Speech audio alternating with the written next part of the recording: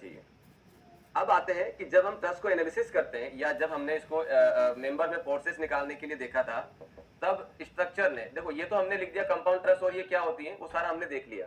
लेकिन अगर आप देखते हैं, जैसे हमने स्टील स्ट्रक्चर में भी आपको बताया था कि दुनिया भर के टाइप ऑफ ट्रस्टेस बने हैं, प्रे ट्रस्ट, ओक ट्रस्ट, पेट ट्रस्ट और किंग ट्रस्ट, क्वीन ट्रस्ट, दुनिया भर के नाम दे रखे हैं। तो सबसे पहले बेसिक ट्रस्ट का जो इन्वेंशन हुआ, उसके बाद में जब मेंबर को डिफरेंटली अरेंज किया गया, मतलब मेंबर को अलग अलग तरीके से अरेंज किया गया, तो it was found that some of member of trust carry the zero force, like that कि अगर मैं यहाँ पे एक मेंबर लगा दूं तो ये मेंबर जो है वो जीरो फोर्स आ रहा है, इसमें कोई भी लोड नहीं लग रहा। बट इसका ये मतलब नहीं है कि इसको हटा दो यहाँ से। ये जीरो फोर्स होने का मतलब है कि इस मेंबर पे जो फोर्सेस आ रहे हैं वो एक दूसरे में कंपनसेट होकर यहाँ पे इसको जीरो बन जा रहा है। या ये बोल सकते हैं कि ये जीरो फोर्स मेंबर बाकी मेंबर से फोर्स को कैरी करके ओवरऑल जो है मेंबर की लोड कैरिंग कैपेसिटी बढ़ा देता है। तो जब जीरो फोर्स मेंबर का इन्वेंट हुआ तो बहुत सारे साइंटिस्ट ने अलग अलग तरीके की ट्रेसेस बनाई, शेप बनाया और उनका अपना अपना नाम दे दिया। तो आपने देखा होगा कि जितने भी टाइप ऑफ ट्रेसेस जो हैं, जो मैंने स्टील में आपको बताए थे दुनिया भर के पिक्चर में, तो वो सारे ट्रेसेस जो हैं वो साइंटिस्ट ने अलग अलग शेप को अलग अलग नाम से अलग अलग साइंटिस्ट ने बता दिया कि भाई ये मैंने बनाया है करके। तो पॉइंट ये आता है कि हमें कैसे पता चले कि किसमें जीरो फोर्स होगा और किसमें जीरो फोर्स नहीं होगा। तो इसके लिए कुछ कंडीशन है, दो कंडीशन है जो आपको ध्यान रखना है कि भाई किस कंपोनेंट में जीरो फोर्स आएगा, किस में नहीं आएगा। तो पहले हम लोग ये देख लेते हैं, आइडेंटिफाई जीरो फोर्स मेंबर। तो नेक्स्ट हेडिंग लगाइए, identify zero force member. Identify zero force member. तो पहला कंडीशन क्या होगा? पहला कंडीशन ये कहता है, consider a joint where three members are meet, consider a joint where three members are meet, out of three member two members are collinear and there is no external load और support reaction, उस joint पे कोई भी load और कोई भी support reaction नहीं होनी चाहिए, then non collinear member will carry the zero force। Condition क्या कहता है? Consider a joint where three members are meet, out of three members two members are collinear and there is no external load or support reaction, then non-collinear member will carry the zero force। non-collinear member will carry the zero force। और आप इसको देख भी सकते हैं, अगर मैं इसका FBD बनाता हूं तो FBD हो जाएगा। FBD का फुल फॉर्म ध्यान रखिएगा, एग्जाम में पूछा हुआ है ये। FBD क्या हो जाएगा? Free body diagram. ये SSC JEE में 2 बार आ रखा है। तो क्या होगा कि अगर मेरे पास में मेंबर ये है, F1 ये है, थीटा एंगल हो जाएगा ये, और ये आपको मान लेते हैं F2 आ रहा है इसमें और F3 आ रहा है। तो मुझे अगर F1 का वैल्यू निकालना, कैसे निकालेंगे? इसको रिजोल्व कर लेते हैं x और y के अंदर। तो जब मैं इसको रिजोल्व करूंगा तो क्या हो जाएगा? ये आएगा इधर, that is called F1 sin theta, and इधर आ जाएगा F1 cos थीटा। तो अगर मैं इसके लिए समेशन Fy इक्वल टू 0 लिखता हूं, समेशन Fy इक्वल टू 0 लिखूंगा तो ये हो जाएगा F1 sin theta is equal to 0, so F1 is equal to 0। और यही हम लोग यहाँ पे लिख रहे हैं कि भाई इस मेंबर में जीरो फोर्स आ रहा है। तो this is the explanation of this one. Clear हो गया? तो सबसे पहले कंडीशन 1 लिखो, कंडीशन वन। तो इसी डायग्राम को मैं, जो मैंने डायग्राम बनाया उसी को मैं आपको इंग्लिश में लिखवा रहा हूं। तो कंडीशन 1 क्या हो जाएगा? लिखो, consider a joint where three members are meet, consider a joint where three members are meet, out of which two members are collinear,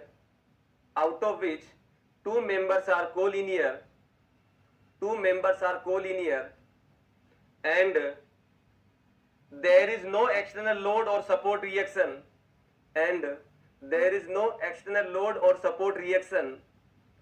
at that joint, then non-collinear member will carry the zero force। non-collinear member will carry the zero force। तो पहले ये diagram बना लो, और उसका explanation फिर ये लिख लो। Explanation ये लिख लीजिए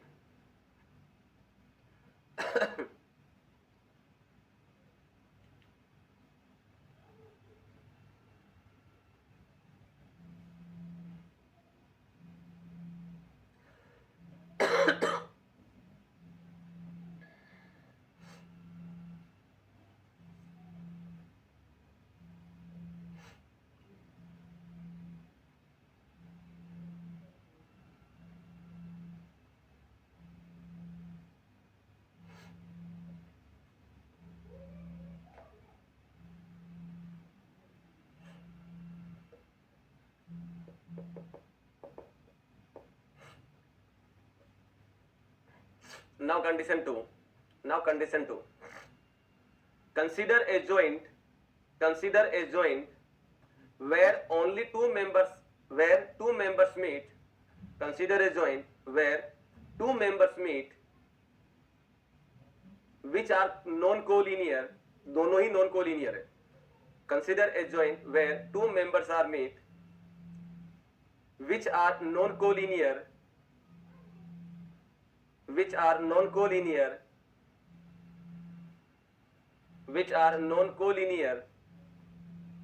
and there is no external load or support reaction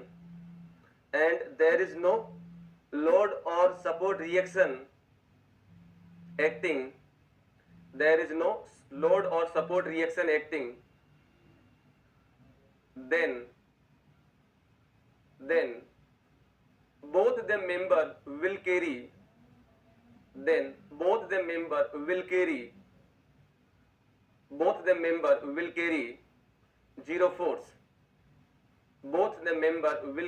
zero force.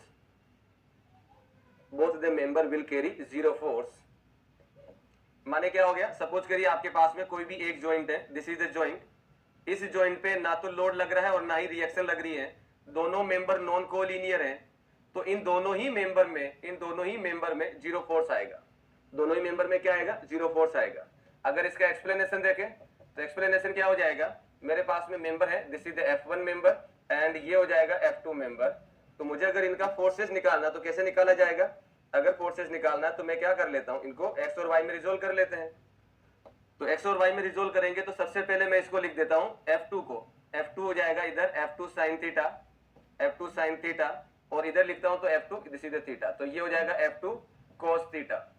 तो अगर मैं समेशन Fy इक्वल टू 0 लगाता हूं, summation Fy is equal to 0 लिखूंगा तो क्या हो जाएगा? F2 sin theta is equal to 0. F2 sin theta is equal to 0. So यहां से F2 का वैल्यू क्या बन गया? 0 बन गया. समेशन Fx इक्वल टू 0 लगाया जाएगा तब क्या होगा? ये हो जाएगा हमारे पास, दैट इज ये हो जाएगा F1 plus F2 cos theta. F1 plus F2 cos theta is equal to 0. F2 का वैल्यू 0 है तो F1 का वैल्यू क्या बन गया? 0 बन गया. तो दोनों ही मेंबर में जो है हमारे पास जीरो फोर्स आ रहा है. क्लियर हो गया एवरीवन? तो ये सेकंड कंडीशन का एक्सप्लेनेशन है. लिख लीजिए इसको क्विक.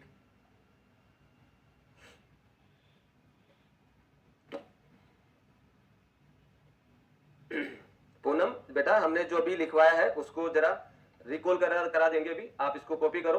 का पार्ट छूट तो गया है थोड़ा बहुत.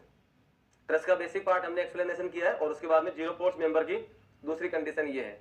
तो आप इसको जरा लिख लो फटाफट. कंडीशन 2 ही लिखो, दो तीन पेज छोड़ के.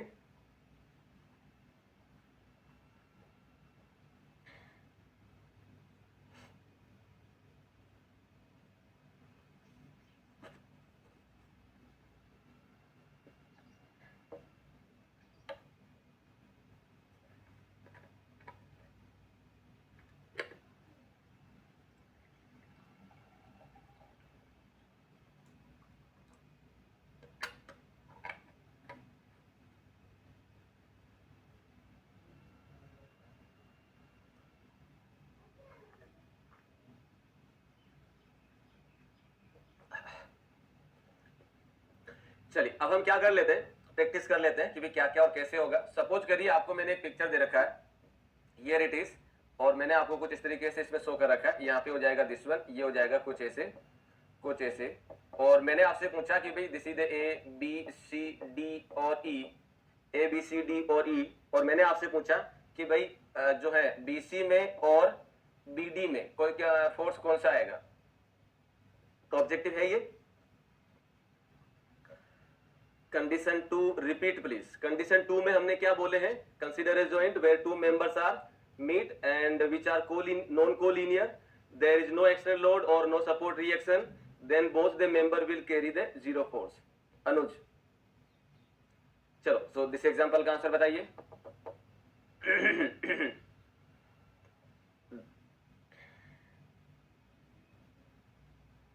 BC और BD में क्या आएगा? तो अगर हम देखो अब हमें क्या करना है, अब हमें पॉइंट ये है कि हमें कंडीशन को ढूंढना है. पहली कंडीशन कहती है कि 3 मेंबर मिलने चाहिए. जिसमें दो कोलिनियर है, तीसरा वाला नॉन कोलिनियर है, उस ज्वाइंट पे लोड या रिएक्शन नहीं होनी चाहिए, तब non collinear member will carry the zero force. दूसरी कंडीशन ये कहता है कि आपको वो ज्वाइंट लेना है जहां पे दो मेंबर मिल रहे हैं, दोनों ही नॉन कोलिनियर है और इसके ऊपर लोड या रिएक्शन नहीं लग रहा है, तो दोनों ही मेंबर जीरो फोर्स कैरी करेंगे। ये ढूंढना है आपको क्वेश्चन में, प्रैक्टिस इसी की करनी है। तो मैं अगर इसमें बात करता हूं तो क्या बात करते हैं, ए पॉइंट पे बात करेंगे, नहीं करेंगे। क्यों नहीं करेंगे?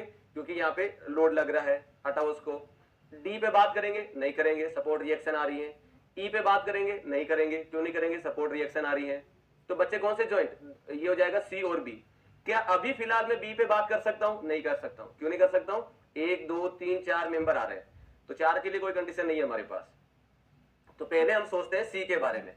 तो सी के बारे में अगर हम बात करेंगे तो दो मेंबर कोलिनियर और इसके ऊपर किसी तरह का लोड या रिएक्शन नहीं लग रहा है, तो इस मेंबर में जीरो फोर्स आएगा। इस मेंबर में क्या आ जाएगा? जीरो फोर्स आ जाएगा। तो जब मेरे पास में बीसी मेंबर में जीरो फोर्स है, जब मेरे पास बीसी मेंबर में जीरो फोर्स है, तो वेरी ऑब्वियस है कि भाई इस मेंबर का होना और नहीं होना बराबर है, तो मैंने इसको हटा दिया। मैंने इसको क्या कर दिया? मैंने इसको हटा दिया। तो ये मेंबर हमारे पास लगा हुआ था कुछ ऐसे, ये पहले लगा हुआ था, इस मेंबर को मैंने हटा दिया। जीरो फोर्स है तो इसको हटा हुआ मान सकते हैं, ठीक है। अब आप देखो, अब बी ज्वाइंट पे क्या है भाई, हमारे पास बी मेंबर लगा हुआ है, बीसी लगा हुआ है, लेकिन उसमें जीरो फोर्स है, तो हम उसको वहां पे हटा हुआ मान लेते हैं। तो अब बी पॉइंट पे आते हैं, तो बी पॉइंट पे क्या कहानी होगी? बी पॉइंट के ऊपर हमारे पास कहानी होगी, this two are collinear, there is no load और support reaction here, so this member will carry the zero force. This member will carry the zero force, right. So BC and BD, F BC and F B D में force क्या हो जाएगा? Zero हो जाएगा। Force क्या हो जाएगा? Zero हो जाएगा।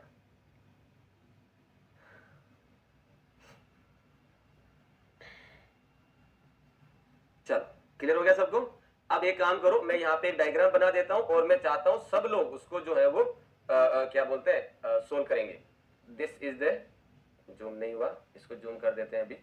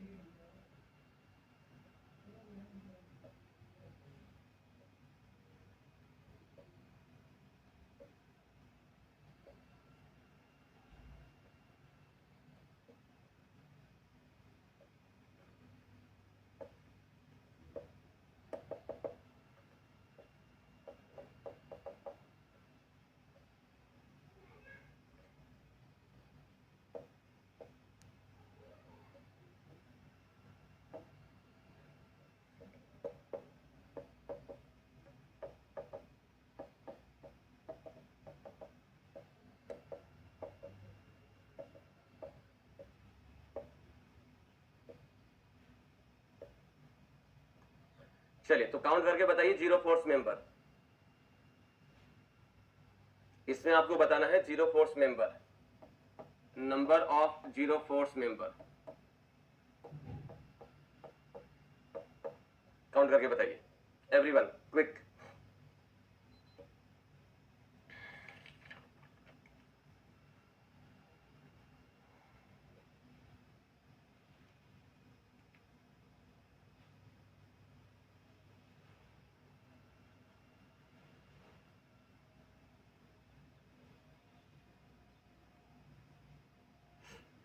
फटाफट काउंट करिए, टाइम मत लीजिए ज्यादा।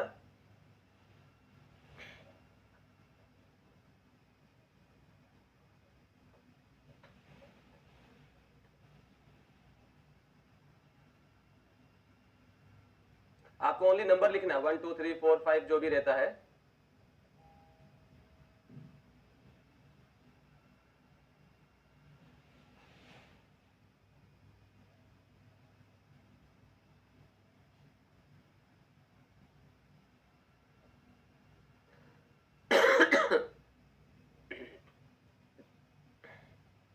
शिवम, नो।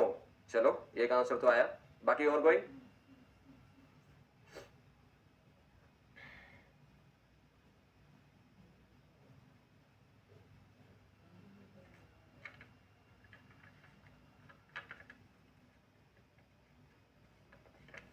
श्रीनाथ, ये आ रहा है 10, 2 ऑप्शन बन गए, 9 10। और भी बता दो कोई। इतना एग्जामिनर इतना टाइम नहीं देगा बेटा, समझो इस चीज को। और कोई, और किसी का आंसर? पूनम, नदीम, विपिन, श्रीकांत एंड और कौन कौन है भाई इधर? Rajan, Japneet, Manohar, Premdutt, Noorsaba, Saini, Shivam, Anuj, Sheikh, Rajan, Vishal, Praveen, Divya, Sandeep, Chandraprabha, Suraj. Where are you dear? ये बताओ। पूछने पे आंसर मत दो भाई, ऑटोमेटिक आंसर देते जाओगे सर यही आंसर होंगे। शिवम, श्रीनाथ, नूरसबा, कृष्णा, चंद्र प्रभा।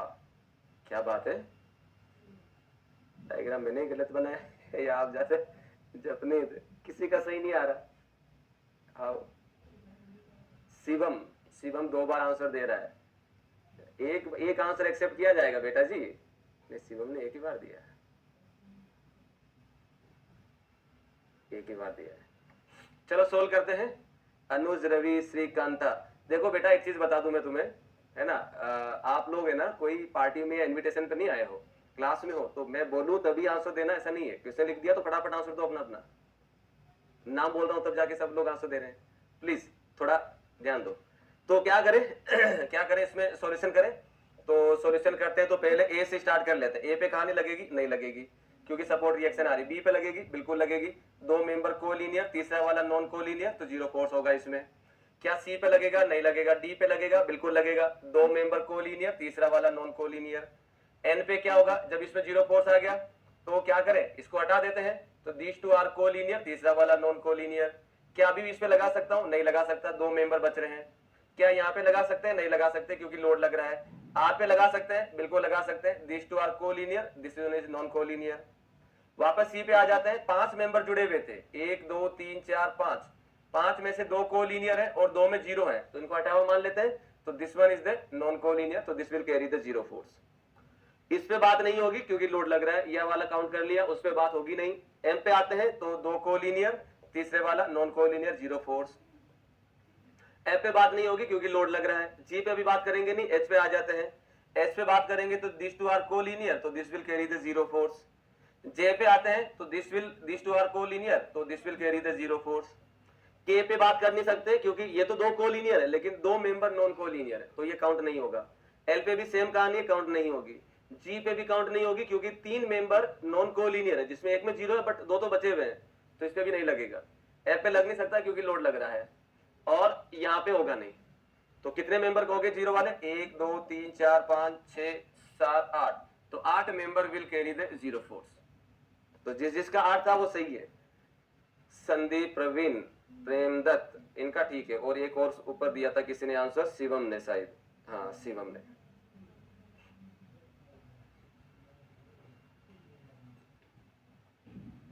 चलिए तो ये लिख लीजिए। तो इस तरीके से आपको क्या करना है, आपको जो है प्रॉब्लम बनाते रहना है। करो, सोल्व करो, लिखो इनको फटाफट, क्विक। सबको पहले आप बताओ, सबको समझ में आ गया? से यस और नो एवरीवन।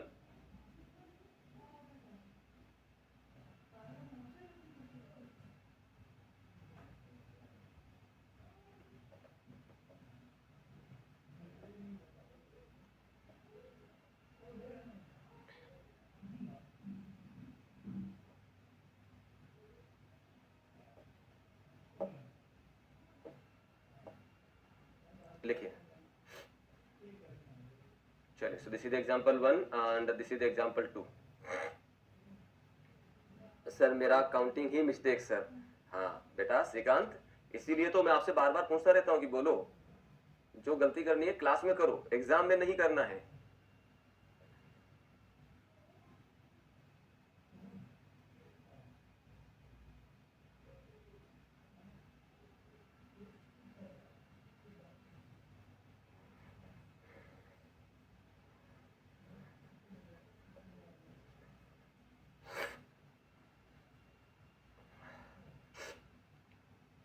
फटाफट लिख लीजिए इसको।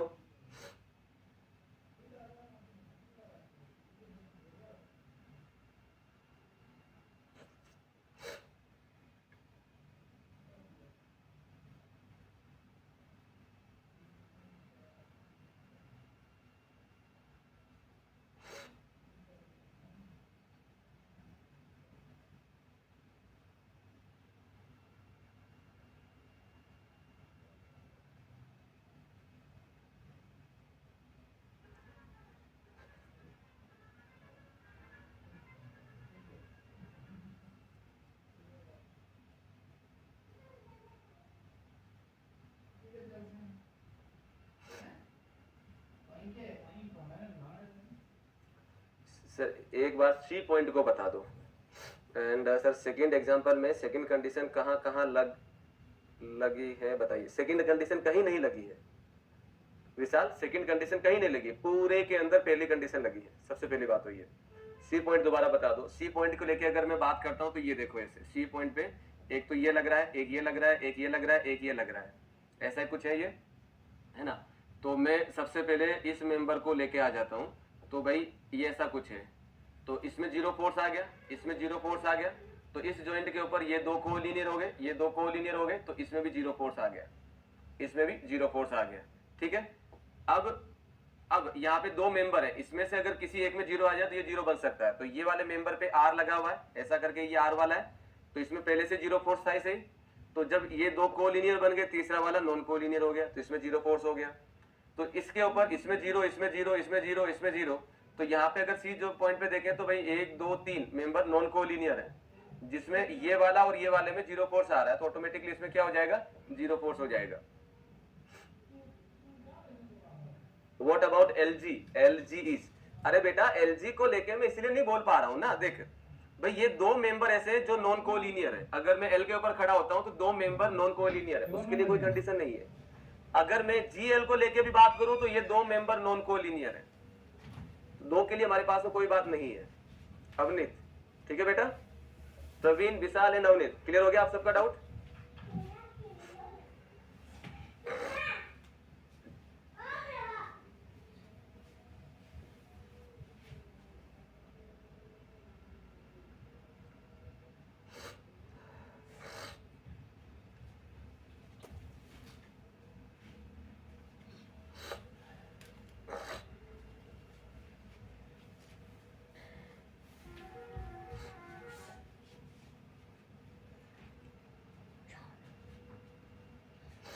चलिए चलो आगे बढ़ते हैं।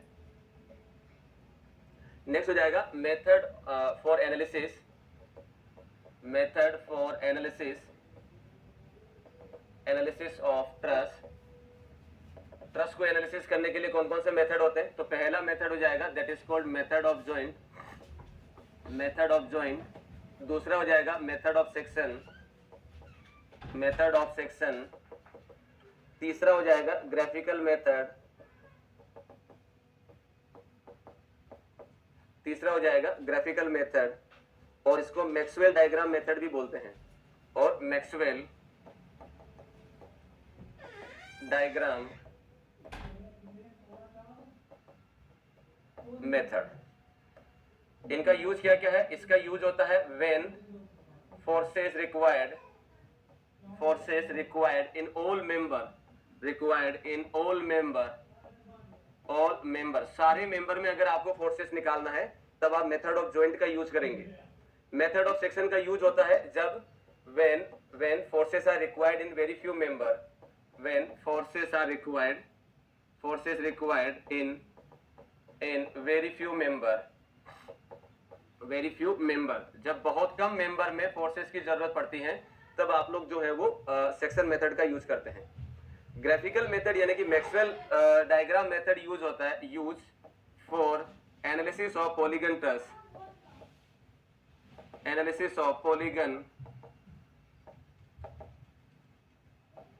सिंपल कॉम्प्लेक्स सॉरी कंपाउंड और कॉम्प्लेक्स ट्रस्ट को, या आपके पास में जहाँ पे क्लोज लूप दो ट्राइंगुलर से अलावा चाहे वो रेक्टेंगल का बन रहा है या और किसी शेप का अगर बन रहा है तो उसको एनालिसिस करने के लिए हम लोग जो है वो मैक्सवेल मेथड यानी कि ग्राफिकल मेथड का यूज करते हैं। आपको जो जानना है वो मेथड ऑफ सेक्शन और मेथड ऑफ जॉइंट जानना है, बट ये लिख लो, ये एग्जाम में आ रखा है।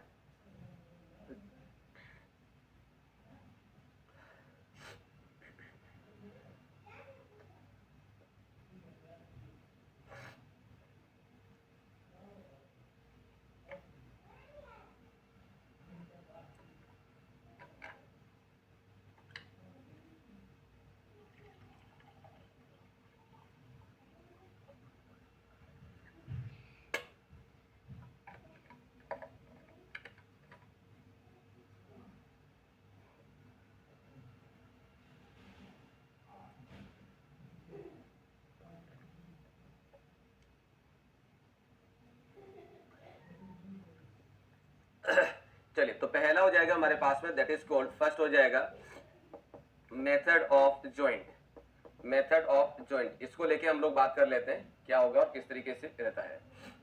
तो मेथड ऑफ ज्वाइंट देखिए, अब यहां से आपके जो प्रॉब्लम्स आते हैं, देखो मुझे अगर एनालिसिस करना है तो डिटर्मिनेट और इनडिटर्मिनेट ट्रस्ट होती है।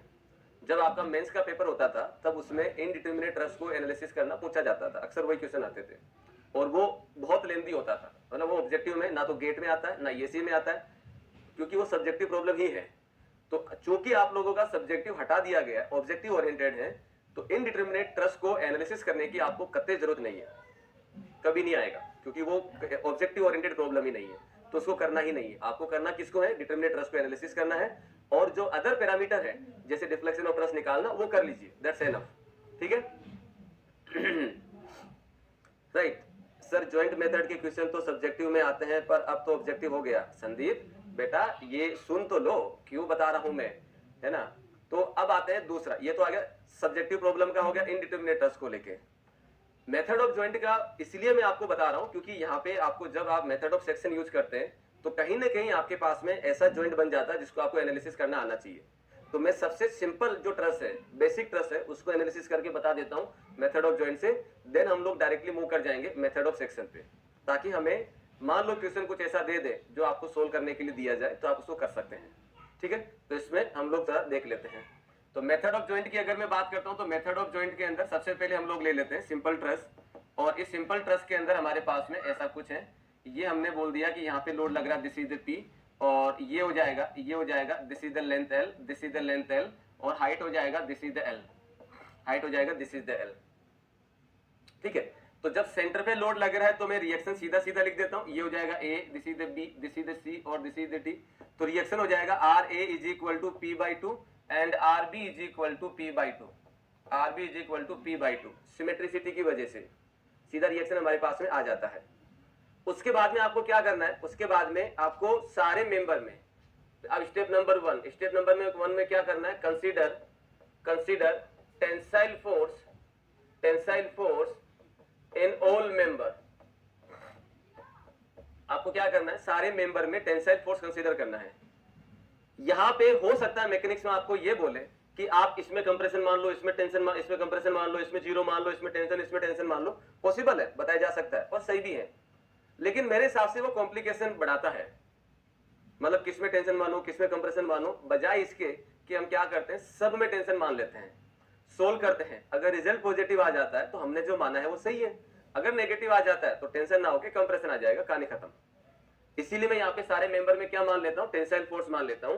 तो टेंसाइल फोर्स को जब मैं शो करूंगा तो ये रहता है एक्सटर्नली, ये होता है एक्सटर्नली पीटी, और अगर मुझे इसको इंटरनली शो करना है तो इंटरनली हो जाएगा दिस वन, ये जो है वो पीटी को शो करता है internally.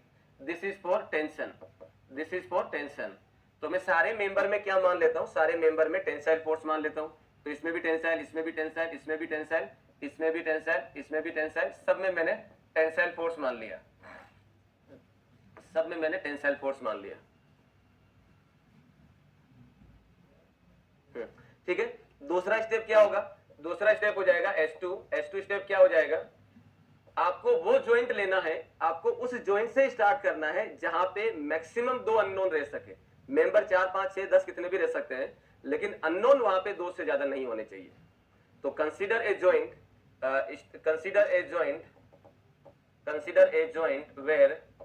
Where maximum two unknowns are there, maximum two unknowns are there, जहां पे दो से ज्यादा अननोन नहीं हो, या जहां पे दो तक ही अननोन हो। तो भाई अगर मैं ए ज्वाइंट ले लेता हूं, तो दोस्तों जब आपको ज्वाइंट लेना होता है ना, तो आपको इस ज्वाइंट पे जो भी लग रहा है उसको पूरे को उठा के लिख लो। आपको ये नहीं होना चाहिए कि भाई इसके उधर क्या जा रहा है, उधर क्या जा रहा है, फोकस ही नहीं करना है उसके ऊपर। तो हमने क्या करा, यहाँ पे ए ज्वाइंट ले लिया, तो ए ज्वाइंट लेते हैं, तो ये हमने ए ज्वाइंट ले लिया, look at this is the joint ए।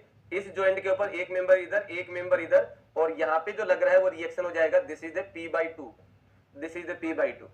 चूंकि ये ए ज्वाइंट है तो यहाँ पे हम लोग जो फोर्स लिखेंगे, इसमें जो फोर्स जाएगा Fa, इसमें आ जाएगा Fa। ध्यान से सुनना, ए पहला जो नंबर नोटेशन लिखा जा रहा है वो उसी ज्वाइंट का लिखा जा रहा है जिसके ऊपर हम स्टैंड कर रहे हैं। अब यहाँ पे लिखूंगा तो क्या हो जाएगा FAD, इसके लिए लिखा जाएगा FAC, तो ये हो जाएगा सी और ये हो जाएगा डी, दिस वन। अब क्या करना है, अब इसको रिजोल्व कर लेना है, किसमें, एक्स और वाई के अंदर, एक्स और वाई में रिजोल्व कर देना है। तो रिजोल्व करने के लिए यहां पे हमें चाहिए एंगल थीटा। एंगल थीटा कैसे निकाले, तो ये एंगल आपको चाहिए थीटा। तो this is the triangle, this is the triangle जिसमें ये एल है, ये एल है और ये थीटा चाहिए। तो tan theta is equal to क्या हो जाएगा, tan theta is equal to ये हो जाएगा that is perpendicular to base, यानी कि L by L is equal to 1। तो theta is equal to tan inverse 1, tan inverse 1, तो theta is equal to 45 degree, right. तो यहाँ पे मेरे पास में वैल्यू बन गया, दिस इज 45 डिग्री। अब क्या करना है, अब इसको रिजोल्व कर लेना एक्स और वाई के अंदर। तो जब रिजोल्व करेंगे तो क्या हो जाएगा, इसको रिजोल्व करेंगे तो ये आ जाएगा F A C sine 45 degree, और इधर आ जाएगा, ये क्या आ जाएगा, F A C cos 45 degree, cos 45 degree, ठीक है। तो सबसे पहले हम लोग लिख लेते हैं summation F I equal to 0 का इक्वेशन। तो सबसे पहले हमने लिखा summation F Y is equal to 0। तो इसका इक्वेशन लिखेंगे तो क्या होगा, ये लग रहा है ऊपर, ये भी लग रहा है ऊपर, दोनों ऊपर लग रहे हैं तो पॉजिटिव साइन में होंगे। तो ये हो जाएगा F A C sine 45 degree plus P by 2 is equal to 0। तो यहां से हो जाएगा F A C is equal to minus P by 2 into sine 45 degree. Sine 45 का वैल्यू होता है 1/√2, तो 1/√2, √2 ऊपर जाएगा, सोल्व करेंगे तो यहां से सीधा सीधा वैल्यू मिल जाएगा F A C is equal to minus P by √2, minus P by √2। और ये माइनस में आ रहा है, जबकि हमने माना क्या था, टेंशन माना था। तो इसका मतलब ये किस में आ गया, ये आ गया हमारे पास में कंप्रेशन में, ये हमारे पास आ गया कंप्रेशन में। अब अगर हम यहाँ पे summation F x equal to 0 लिखते हैं तो क्या हो जाएगा, summation F x equal to 0 लिखते हैं तो ये हो जाएगा दैट इज, दोनों ही पॉजिटिव में जा रहे हैं, तो ये हो जाएगा F A D plus F A C cos 45 degree is equal to 0। तो यहाँ पे एफ ए डी। नाउ अब देखो करना क्या है, जब हमें पता लग गया ये कंप्रेशन में है, तो इसका मतलब हमें डायरेक्शन अपोजिट करनी चाहिए ऊपर, लेकिन हम ऐसा नहीं कर रहे, जो डायरेक्शन है वही रख रहे हैं। लेकिन यहाँ पे जब वैल्यू पुट करेंगे ना तो साइन के साथ पुट कर देंगे। तो यहाँ पे जब मैं एफ ए सी का वैल्यू पुट करूंगा तो पुट करूंगा माइनस पी बाई √2। यहाँ पे क्या पुट करूंगा मैं, ये पुट करूंगा माइनस का पी बाई √2, ताकि गलत होने का चांसेस 0 हो जाए। cos 45 का वैल्यू हो जाएगा 1/√2 दैट इज इक्वल टू 0। तो ये हो जाएगा that is the p by 2, minus का उधर जाएगा तो प्लस का हो जाएगा, तो F A D is equal to p by 2, ये लो जी। और ये टेंशन का क्योंकि पॉजिटिव आ रहा है, ठीक है। अब जितना इधर है उतना का उतना इधर है, तो सिमेट्रिसिटी की वजह से, due to symmetricity, AD is equal to BD, AC is equal to BC। लिख सकते नहीं लिख सकते, तो मैं यहाँ पे डायरेक्टली लिख देता हूं, due to symmetry, due to symmetry, due to symmetry FAD is equal to FBD is equal to P by 2 and FAC is equal to FBC is equal to minus का P बाई √2। ये देखो जितना इधर है उतना का उतना इधर है, जितना इधर रिएक्शन लग रहा है उतना का उतना इधर लग रहा है, सब कुछ होगा वही है। तो FAD is equal to FBD, FAC is equal to FBC। तो यही लिखा हमने, FAC is equal to FBC, AD is equal to BD, same nature में। अब कौन सा बचा मेरे पास, अब बचा है मेरे पास ये वाला डी ज्वाइंट। तो डी ज्वाइंट को जब लेना है तो मैं डी ज्वाइंट को उठाऊंगा ऐसे, इसको लिख देता हूं। तो ज्वाइंट डी की अगर हम बात करें तो ज्वाइंट डी पे क्या हो जाएगा, look at this, this is the joint D. एक मेंबर जा रहा है इधर, एक जा रहा है इधर, एक जा रहा है इधर, तो ये हो जाएगा FDC, FDB एंड FDA। तो यहाँ पे सीधा सीधा summation FY is equal to 0 लगा दो, FDC इज इक्वल टू क्या बन गया, 0 बन गया, बस प्रॉब्लम सोल्व हो गया। तो आपके पास में जो भी ट्रस्ट दे रखा है, ये जो ट्रस्ट दे रखा है इसको शो कर दो वैल्यू, यहाँ पे इसमें शो कर दो। इसमें आ रहा है P बाई 2 पॉजिटिव, तो पॉजिटिव आ रहा मतलब टेंसाइल हो गया, ये टेंसाइल हो गया P बाई 2। इनमें कंप्रेसिव आ रहा है तो इसमें कंप्रेशन शो कर दो P by √2, this is the P by √2। इसमें 0 आ रहा है तो 0 शो कर दो, क्लियर है। सो this is the final value, आप ऐसे शो कर सकते हैं, this is the final value, right. चलो, तो ये आपके पास मेथड ऑफ ज्वाइंट को लेके आपको ध्यान देना चाहिए। और ये इसलिए बताया गया क्योंकि जब मेथड ऑफ सेक्शन करते हैं तो हमारे पास ऐसी भी जगह आएगी जहां पे हमें इस तरीके का सॉल्यूशन करना पड़ेगा। सो दैट्स व्हाई ये बताया गया है। तो ये मत सोचिए कि ऑब्जेक्टिव है तो ये नहीं आएगा, आप ये भी सोचिए कि मेंस में भी ऑब्जेक्टिव है और कैलकुलेटर अलाउ कर रहे हैं, तो वहां पे ऐसी प्रॉब्लम आ सकती है। लिखो इसको फटाफट और कोई डाउट है तो पूछ सकते हैं।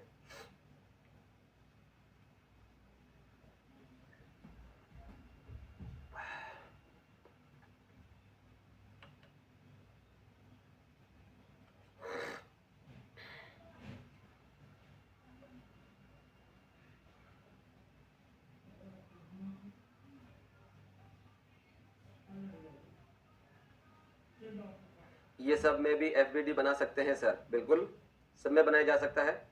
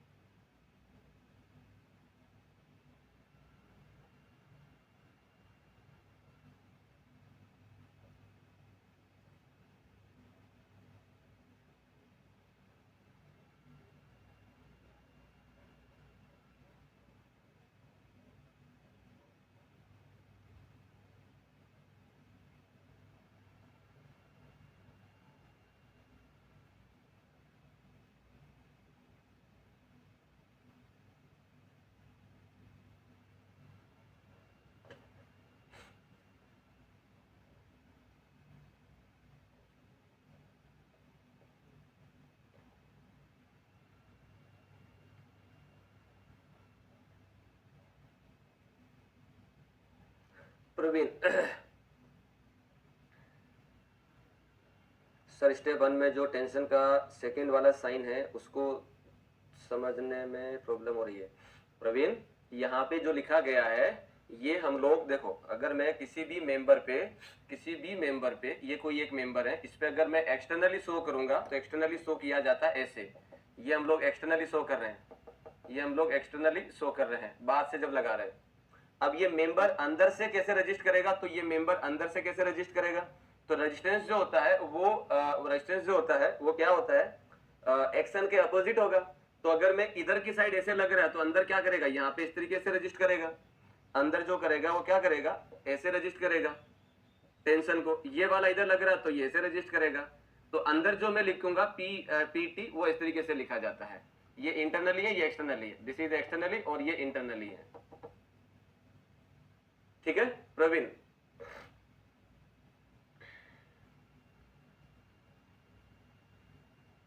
लिखो इसको।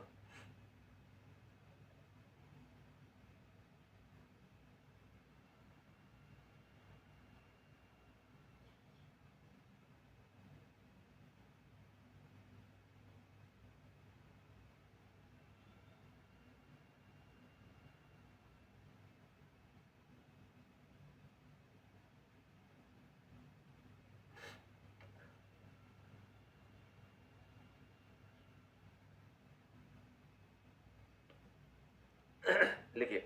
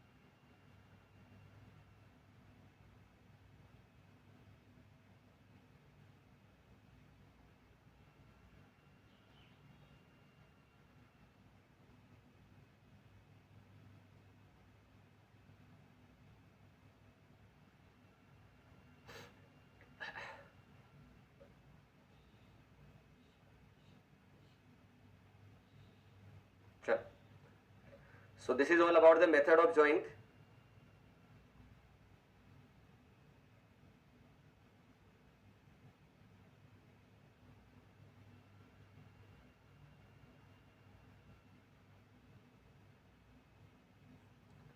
नदीम, ये लिखने का पूरा टाइम दे रहा हूं बेटा, आप लिख दिया करो सर, वेट करो। ये जो चीज है, व्हाट आई एक्सपेक्टिंग दैट की थोड़ा स्पीड आपका बना हुआ है।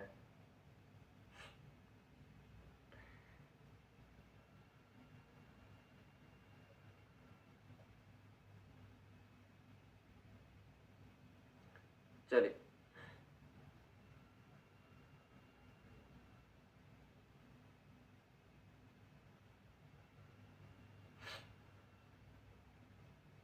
चलिए आगे बढ़े। सो this is all about the method of the joint, जिसके द्वारा हम लोग ट्रस के सारे मेंबर में फोर्सेस निकालते हैं, है ना। सारे मेंबर में अगर फोर्सेस निकालना हो तो मेथड ऑफ ज्वाइंट का यूज करते हैं।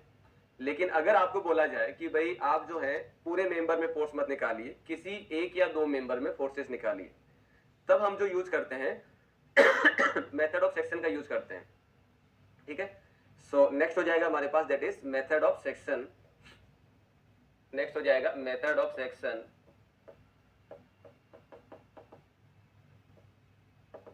Method of section, complex truss की फिगर दिखा दीजिए।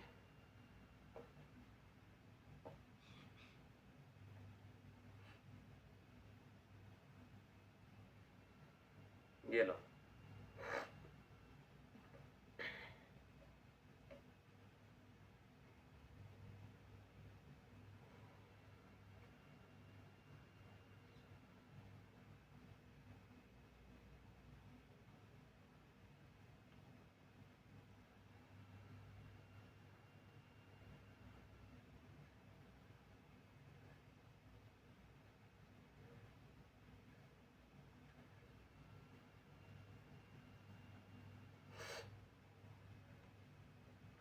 चल आगे बढ़े। तो मान लेते हैं कि हमारे पास में कोई भी एक ट्रस है, सपोज करिए here it is the truss, this is the truss, this is called cantilever truss. ये आपके पास में कैंटिलीवर ट्रस है, और इस कैंटिलीवर ट्रस के अंदर अगर मैं बात करता हूं तो यहाँ पे मान लेते हैं दिस इज 3 मीटर का है, ये भी 3 मीटर का है, यहाँ पे 40 किलो न्यूटन का लोड लग रहा है, एंड यहाँ पे 3 मीटर का ट्रस है। ये ऐसा कोई ट्रस है, और मैंने आपसे ये बोला है this is the A, this is the B, this is the C, D and E. मैंने आपसे पूछा है कि भी बताइए एफ ए बी कितना होगा, बाकी से मुझे मतलब नहीं है, आपको बताना ओनली एफ ए बी कितना होगा, that's all only, right.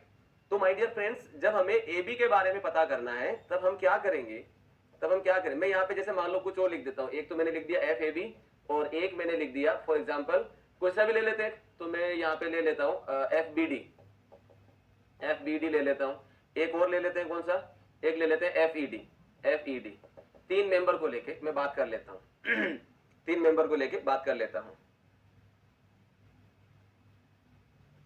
Sir लिखने का टाइम दे दिया कीजिए, नहीं ठीक है, मैं समय दे दूंगा, डोंट वरी, लिखने का खूब समय दे दूंगा, आराम से लिखो, समझो इस चीज को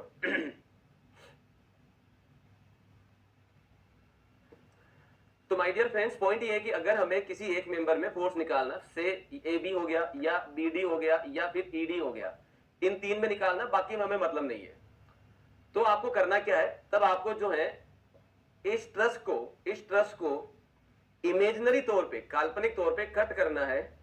ऐसे कट करना है कि जिसमें मैक्सिमम 3 अननोन रह सके, मैक्सिमम 3 अननोन रह सके।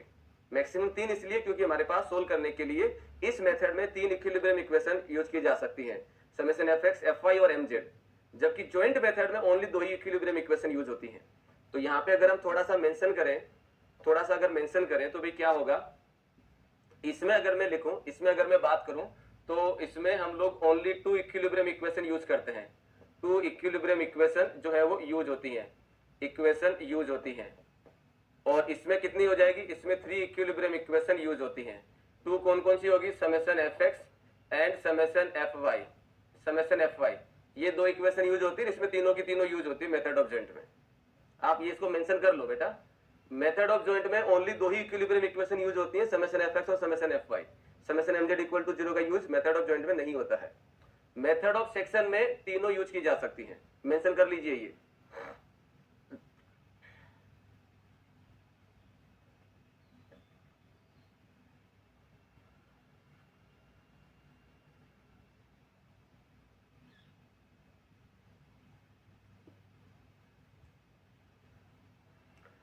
चलो तो आपको करना क्या दोस्तों, इसमें आपको इस ट्रस को इमेजिनरी तौर पे कट करना है, लेकिन कट करते टाइम ये ध्यान रखना है कि उस पे 3 से ज्यादा अननोन ना दें।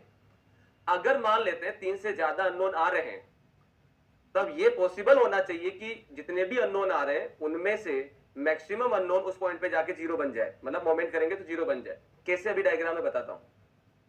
जैसे जैसे अगर मान लेते हैं हमने कोई एक ट्रस लिया कुछ ऐसे, लुक एट दिस, ये कोई हमने एक ट्रस लिया कुछ ऐसे ट्रस लिया, और हमने बोला है कि भाई इस बीडी मेंबर में फोर्स निकालना है। अब आपको करना क्या है, आपको करना ये है कि इस पूरी ट्रस में आपको कट करना है, सेक्शन क्या करना है, कट करना है। तो सेक्शन जो कट किया जा सकता है वो कैसे भी कर सकते हैं, लेकिन करना कैसे है कि उनमें से जो आप अननोन निकालना चाहते हैं, जिस मेंबर में अननोन निकालना चाहते हैं, वो मेंबर उस सेक्शन पे आना चाहिए। अगर मैंने 3 अननोन पूछे हैं तो ये जरूरी नहीं है कि तीनों के तीनों मेंबर जिस पे आप वैल्यू निकालने उसी सेक्शन पे आए। 2 भी आ सकता है, 1 भी आ सकता है ना। तो आपको पॉसिबल है कि 3 अलग अलग सेक्शन कट कर करके इसको निकालना पड़े। ये भी पॉसिबल है एक सेक्शन में दोनों आ जाए और दूसरे में एक आ जाए। ये भी पॉसिबल है तीनों एक ही सेक्शन में आ जाए, तो किया जा सकता है, ठीक है ना। तो ये रिपीट कर रहा हूं मैं, ये जरूरी नहीं है कि जितने मेंबर में आप अननोन निकालना चाहें सारे के सारे मेंबर उसी सेक्शन पे आए, एक ही सेक्शन पे आए। It is not necessary. May be आपको 3 मेंबर में निकालना, तीनों के लिए अलग अलग सेक्शन कट करना पड़े, पॉसिबल है ये।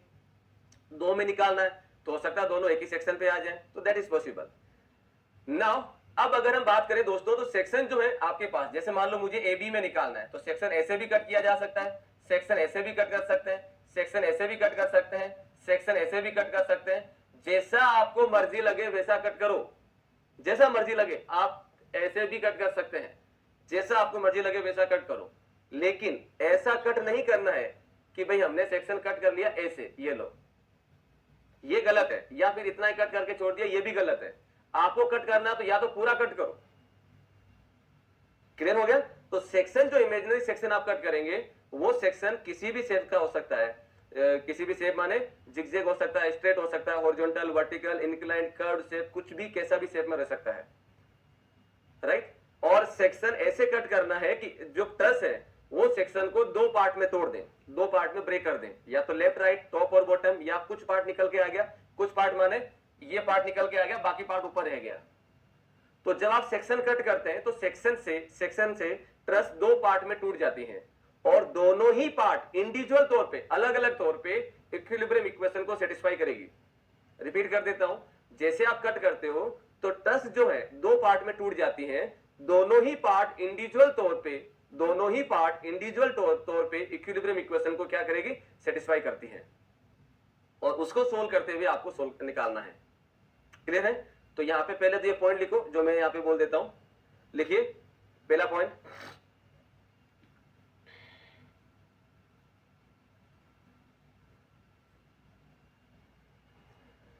लिखिए, इट इज सुटेबल व्हेन, इसमें लिखिए मेथड ऑफ सेक्शन पहला point, it is suitable when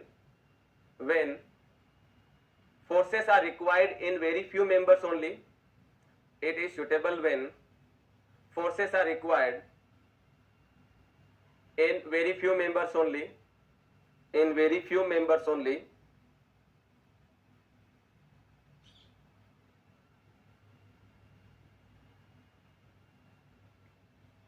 Next point, the section is cut in such a way that a section is cut in such a way that there should be maximum 3 unknowns. There should be maximum 3 unknowns. There should be maximum 3 unknown because we use 3 equilibrium equation. Because we can use 3 equilibrium equation. We can use 3 equilibrium equation. Next point. The section may be vertical, horizontal, inclined. The section may be vertical, horizontal, inclined, zigzag, or any shape, or any shape, or any shape, किसी भी shape का हो सकता है. Next point. After cut the section, the truss divide into two part. The truss will divide into, after cut the section, the truss will divide into two part. The truss will divide into two part,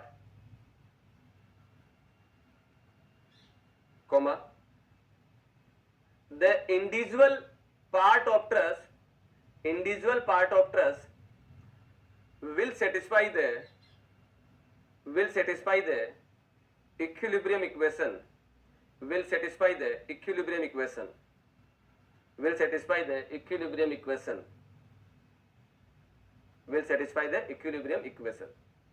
clear? चलिए, तो यहाँ पे अगर हम बात करें तो पहला अगर हम देखें, इसमें हमें इसको हटा देता हूं, ये भी कर लेंगे अभी प्रॉब्लम. तो इसमें आपसे पूछा गया कि भाई ए बी में कितना फोर्स होगा, AB में कितना फोर्स होगा. अब पॉइंट ये आता है कि सर हमें कैसे पता चले कि सेक्शन जो कट करेंगे वर्टिकल होगा, हॉरिजॉन्टल होगा, इंक्लाइंड होगा, कर्व्ड होगा, किस शेप में होगा, हाउ विड वी, हम कैसे उसको डिसाइड करें. तो इसका सीधा आंसर है, ये आप ही को सोचना होगा और कोई तरीका नहीं है.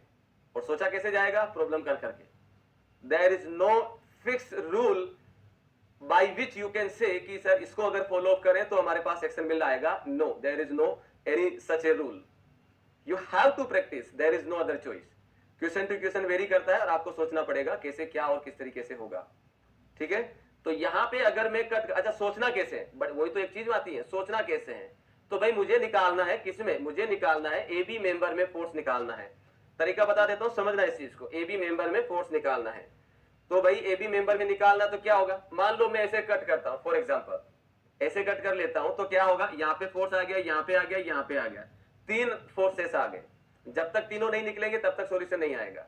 ठीक है, तो अगर मैं ये लेता हूं तो तीन अननोन आ रहे हैं, जबकि मुझे फाइनली इसमें निकालना है, तो दो अननोन एक्स्ट्रा और आ गए, तो उसको भी देखना पड़ेगा. तो ये वाला सेक्शन काम में नहीं ले रहे हम लोग, ये वाला काम में नहीं ले रहे, तो क्या हो जाएगा,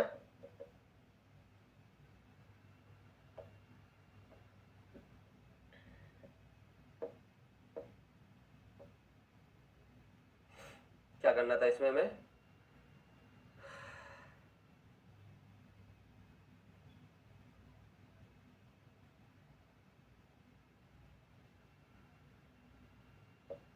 हाँ, तो ये वाला सेक्शन हम लोग काम में नहीं ले रहे हैं इसमें.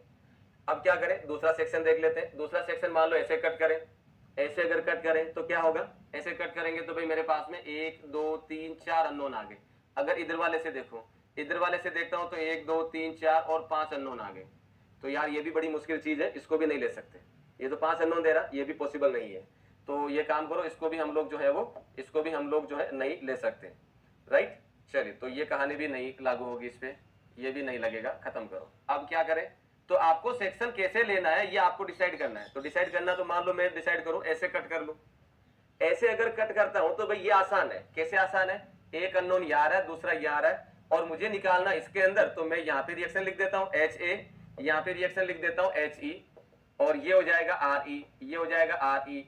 तो मैं अगर इसको उठा के यहाँ बना दूं, सुनना ध्यान से, मैं जॉइंट ए को उठा के यहां बना दूं, तो ए को बना के उठाऊंगा तो ये लग रहा है FAB, जिसके इधर लग रही है रिएक्शन HA, और एक लग रहा है इधर, दैट इज द FAE.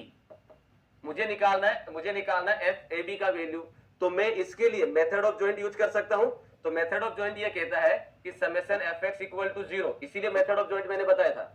तो यहाँ पे अगर हम लिखेंगे तो क्या हो जाएगा, ये हो जाएगा FAB plus HA is equal to 0. तो यहाँ से FAB का जो वैल्यू आएगा वो आ जाएगा आपके पास, FAB का वैल्यू हम लोग निकालेंगे. अगर मुझे HA का वैल्यू पता है तो, HA का वैल्यू पता है तो FAB निकल आएगा, कहानी खत्म, simple.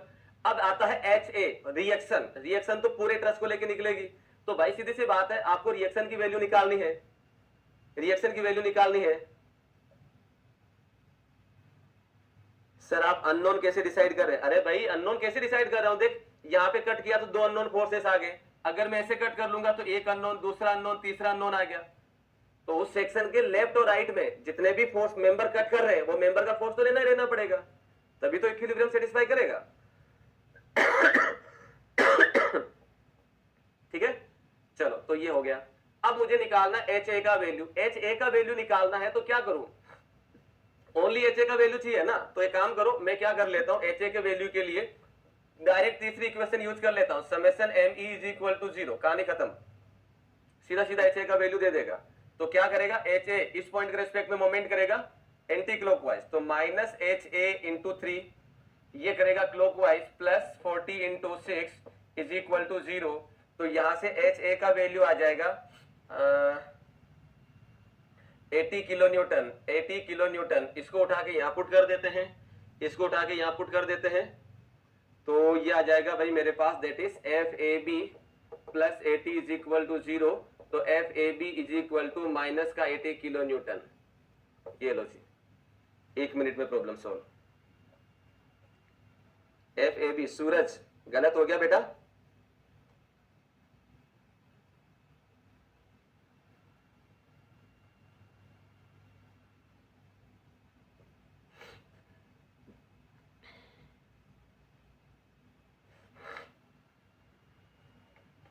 F A B minus का 80 किलो न्यूटन, माइनस का मतलब कंप्रेशन, तुमने क्या लिखा माइनस, हाँ ठीक है, ठीक है भाई। अच्छा एच ए माइनस, हाँ ठीक है, तो दूसरा वाला ठीक लिखे आप। तो एफ ए बी का वैल्यू कितना हो गया, माइनस का 80 kilo Newton. Everyone clear, yes और नो? एवरीवन क्लियर, से यस और नो? फटाफट लिखो इसको क्विक, फिर मैं दूसरा एग्जांपल करवा देता हूं और समय लीजिए, लेकिन कोशिश करिए थोड़ा स्पीड रखने की, स्पीड से लिखने की।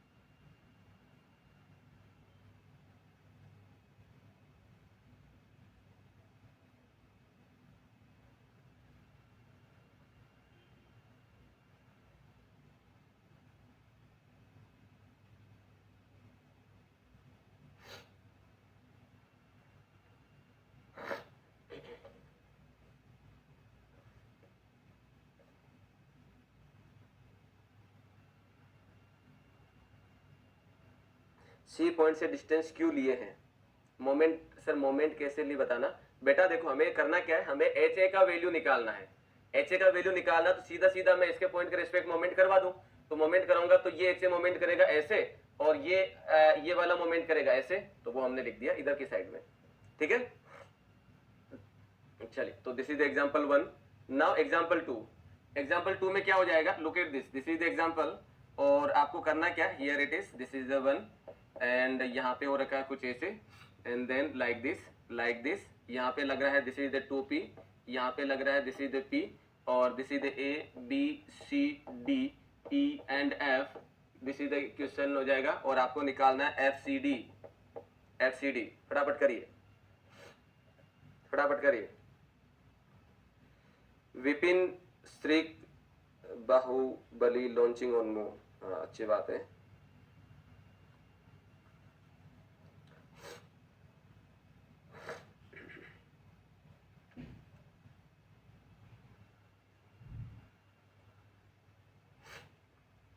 सेक्शन डिसाइड करिए और फाइनल करिए कैसे होगा।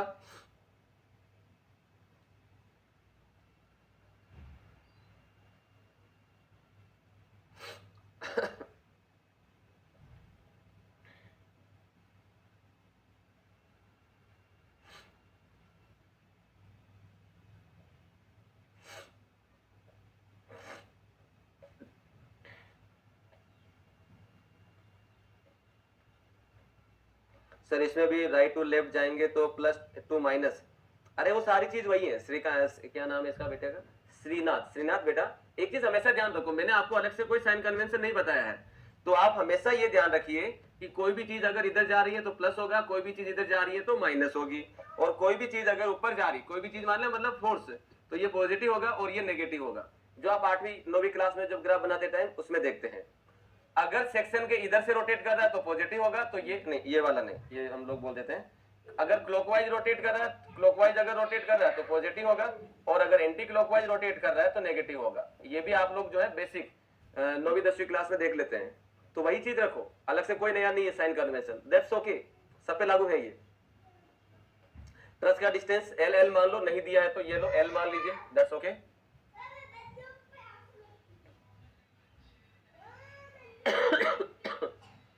एफ ए बी का डायरेक्शन कैसे डिसाइड किए सर? अरे बेटा हमने क्या बोला था, सारे मेंबर में टेंशन मान लेना है, तो टेंशन मान लेना, तो मैंने टेंशन ही माना सबके अंदर, इसीलिए तो मैंने आपको ज्वाइंट वाला कराया था। एक स्टूडेंट ने बोला था कि सर आता नहीं है ऑब्जेक्टिव में, मुझे पता है उसका यूज आगे भी होगा, तो इसीलिए वो सारा पहले वाला जो करवाया था वो सारा इसीलिए था। तो सारे मेंबर में हम लोग टेंशन मान लिए हैं। अगर ये साइन उल्टा आता है, मतलब सॉल्यूशन करने पे अगर पॉजिटिव आता है तब तो टेंशन ठीक है, और अगर नेगेटिव आता है तो कंप्रेशन हो जाएगा, कहानी खत्म। जैसे यहाँ पे नेगेटिव आया तो कंप्रेशन हो गया। आप करो, ये बेसिक साइन कन्वेंशन है, दिस इज द बेसिक।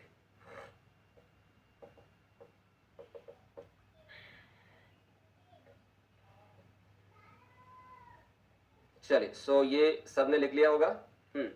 तो इसको सोल्व करेंगे तो कहानी क्या होगी, इसको सोल्व करेंगे तो कहानी हो जाएगी हमारे पास कैसे कट करें। अगर मैं ऐसे कट करता हूं तो एक अननोन, दूसरा अननोन, तीसरा अननोन, चौथा अननोन, पांचवा अननोन, ये तो लेंगे नहीं, फालतू में इतने सारे अननोन नहीं सोल्व करने वाले, इतने सारे अननोन नहीं सोल्व करने वाले। तो क्या करें, ऐसे कट करें तो भी 1 2 3 4 5 अननोन, नहीं ये भी काम का नहीं है, ये भी काम का नहीं है।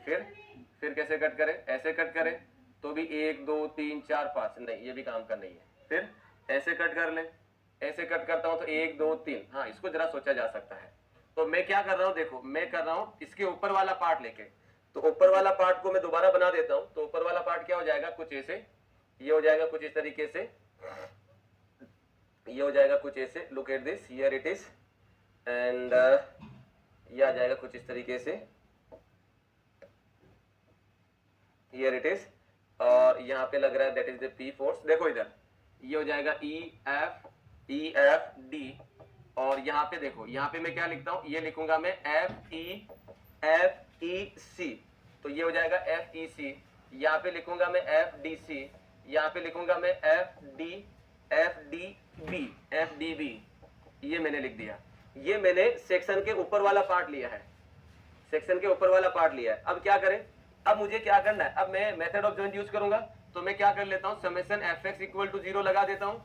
तो ये लग रहा है पॉजिटिव, तो ये हो जाएगा प्लस का पी, और ये लग रहा है नेगेटिव, तो minus F D C is equal to 0, तो F D C is equal to plus का P, F D C is equal to plus का पी, तो आंसर हो जाएगा प्लस का पी।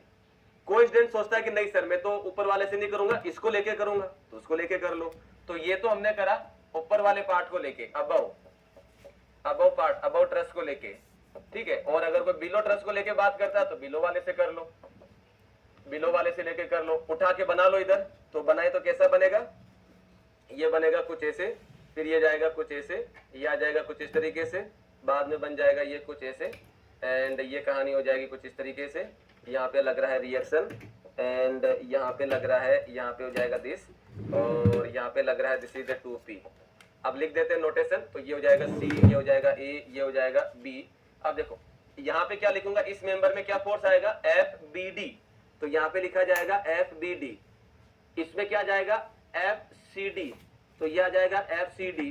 इसमें क्या लिखा जाएगा, एफ सी ई, तो इसमें लिखा जाएगा एफ सी ई, राइट। अब सेम चीज इसके लिए भी अप्लाई करते हैं, summation F x equal to zero. तो summation F x equal to zero जब मैं अप्लाई करूंगा तो क्या होगा, टू पी इधर लग रहा है, एफ सी डी इधर लग रहा है, तो लिख लो इसको, दोनों ही पॉजिटिव है, F C D plus two P. क्या ये पूरी इक्वेशन हो गई, आंसर है नहीं, आंसर है नहीं। वाई, बिकॉज यहाँ पे भी हॉरिजॉन्टल रिएक्शन आता है एच ए, जब नीचे वाला लिया तो नीचे वाला पूरा कंसीडर होगा। तो यहाँ पे क्या आ गया, एच ए, वो भी लग रहा है पॉजिटिव डायरेक्शन में, तो ये हो जाएगा प्लस का H A is equal to zero, plus का H A equal to zero. तो जब आपको एच ए का वैल्यू मिल जाएगा तो ऑटोमेटिकली आपको एफसीडी मिल जाएगा। तो एच ए का वैल्यू कैसे निकालें, तो एच ए का वैल्यू तो पूरी ट्रस्ट के लिए निकलेगा। तो मैं पूरी ट्रस्ट के लिए, होल ट्रस्ट के लिए summation F x equal to zero लगा देता हूं, यानी कि रिएक्शन निकालने के लिए। तो ये हो जाएगा एच ए, ये भी पॉजिटिव, ये भी पॉजिटिव, ये भी पॉजिटिव, तो क्या हो जाएगा, एच ए क्या होगा, H A plus two P plus P is equal to zero. तो H A is equal to minus का थ्री पी, इसको उठा के वहां पुट कर दो, तो F C D plus two P minus three P is equal to zero. तो F C D is equal to P, और ये सेम आंसर आ रहा है जो ऊपर वाले से बना था हमारे पास, कहीं चेंज नहीं है। तो जिसमें आपको कंफर्टेबल फील हो कि ऊपर वाले से इसमें कर पाएंगे तो ऊपर वाले से कर लो, नीचे वाले में अगर कर पाएंगे तो उसमें कर लीजिए, that's okay. But make sure कि जब आप उसको लिख रहे हैं तो उस केस में सारे फोर्सेस कंसीडर करने पड़ेंगे, नोट करिए।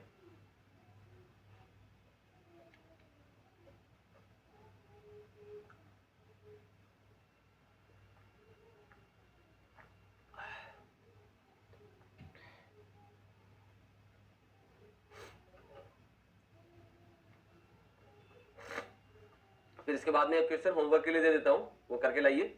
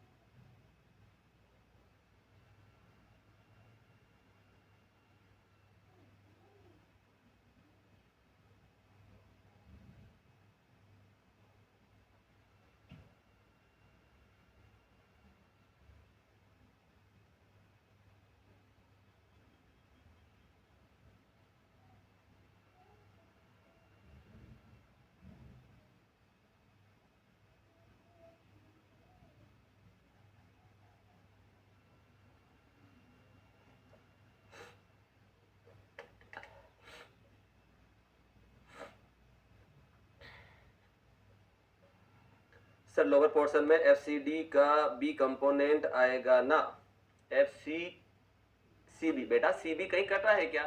देखो कंपोनेंट किस किस का आएगा, कंपोनेंट सिर्फ उसी का आएगा जो कटे हैं, ये वाला कटा है, ये वाला कटा है, ये वाला कटा, तो 3 कंपोनेंट आएंगे। तो जो मेंबर कटा ही नहीं है, जो मेंबर कटा ही नहीं है वो उसका कंपोनेंट कैसे आ जाएगा जपनीत? उसका कंपोनेंट नहीं आएगा बेटा, ठीक है।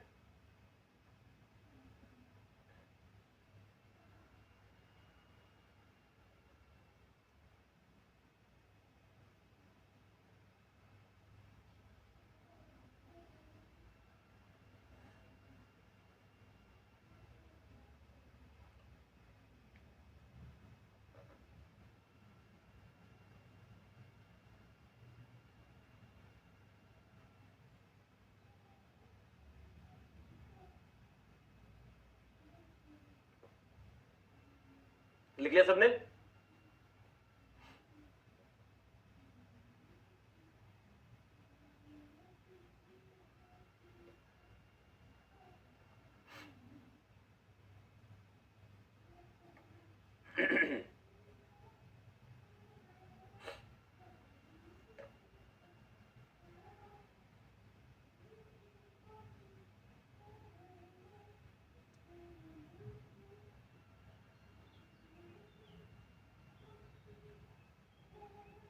चलिए, सो आई होप सबने लिख लिया होगा। नाउ अब एक क्वेश्चन मैं आपको प्रैक्टिस के लिए दे देता हूँ, होमवर्क के लिए, है ना। ये प्रैक्टिस क्वेश्चन है, ये होमवर्क के लिए है आपके पास। और क्वेश्चन जो है आपको कुछ इस तरीके से दे रखा है सबको सोल्व करना है, कल की क्लास में इसको मैं डिस्कशन करूंगा। So here is the question, और ये हो जाएगा कुछ ऐसे, यहाँ पे हो जाएगा roller, and this is the 2 metre, this is the 2 metre, and this is the 2 metre, and यहाँ पे लोड लग रहा है 10 kilo newton, 10 kilo newton. This is the one ABCED, ABCDE, ये आपको दे रखा है। और इसमें आपसे पूछा गया है कि मेंबर में किस किस में निकालना है, मेंबर में निकालना है that is the BE, CD और ED। तो आपको फोर्सेस निकालने हैं, FBE कितना होगा और FCD कितना होगा एंड FDE कितना होगा। इन 3 मेंबर में फोर्सेस निकालना है आपको।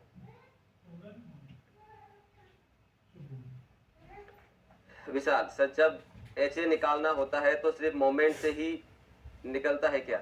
विशाल, आप मुझसे जो क्वेश्चन पुटअप कर रहे हैं, एक बार खुद से सोचो कि आपको रिएक्शन निकालनी है। रिएक्शन कौन सी? HA या RA RB या HASB जो भी रहता है, तो वो रिएक्शन निकालने के लिए आपको करना क्या है ये तो आप डिसाइड करो। अगर मैं आपको ऐसा स्ट्रक्चर दे रहा हूँ, जैसे मान लो अभी मेरे पास में जो स्ट्रक्चर बना हुआ है, ऐसा बना हुआ है, तो यहाँ पे अगर आप देखोगे तो यहाँ पे देखोगे तो ये आ रहा है HA और ये आ जाएगा HE मान लेते हैं। वहीं अगर मैंने आपको ऐसा इक्वेशन दे दिया, तो यहाँ पे आ जाएगा RA, यहाँ पे आ जाएगा RB और यहाँ पे आ जाएगा HA। तो मैं आपको ये कैसे बोल दूं कि भाई हाँ HA के लिए हमेशा समेशन M की इक्वेशन लगेगी? इसमें नहीं लग रही है। देखो इसमें RA RB में से किसी का वैल्यू निकालने के लिए M की इक्वेशन यूज होगी, इसके अंदर HA HE का वैल्यू निकालने के लिए, दोनों में से किसी एक का वैल्यू निकालने के लिए समेशन M की जरूरत होगी, ठीक है ना। तो रिएक्शन का वैल्यू निकालने के लिए आपको खुद को ये जज करना पड़ेगा कि भाई कौन सी 3 इक्वेशन है, तीनों में से उस इक्वेशन का यूज करो जो सीधा सीधा वैल्यू दे और वो अप्लाई कर दो, कहानी खत्म, ठीक है ना। तो ये हार्ड एंड फास्ट नहीं है कि हमेशा HA के लिए जो है समेशन M का लगेगा, इसमें नहीं लग रहा, इसमें लग रहा है। So you have to think. ये लिखो होमवर्क के लिए, खुद एनालिसिस करना पड़ेगा सेक्शन, जिससे कैलकुलेशन भी कम हो। बिल्कुल सही संदीप जी, यही बात मैं शुरू से बोलता आ रहा हूं।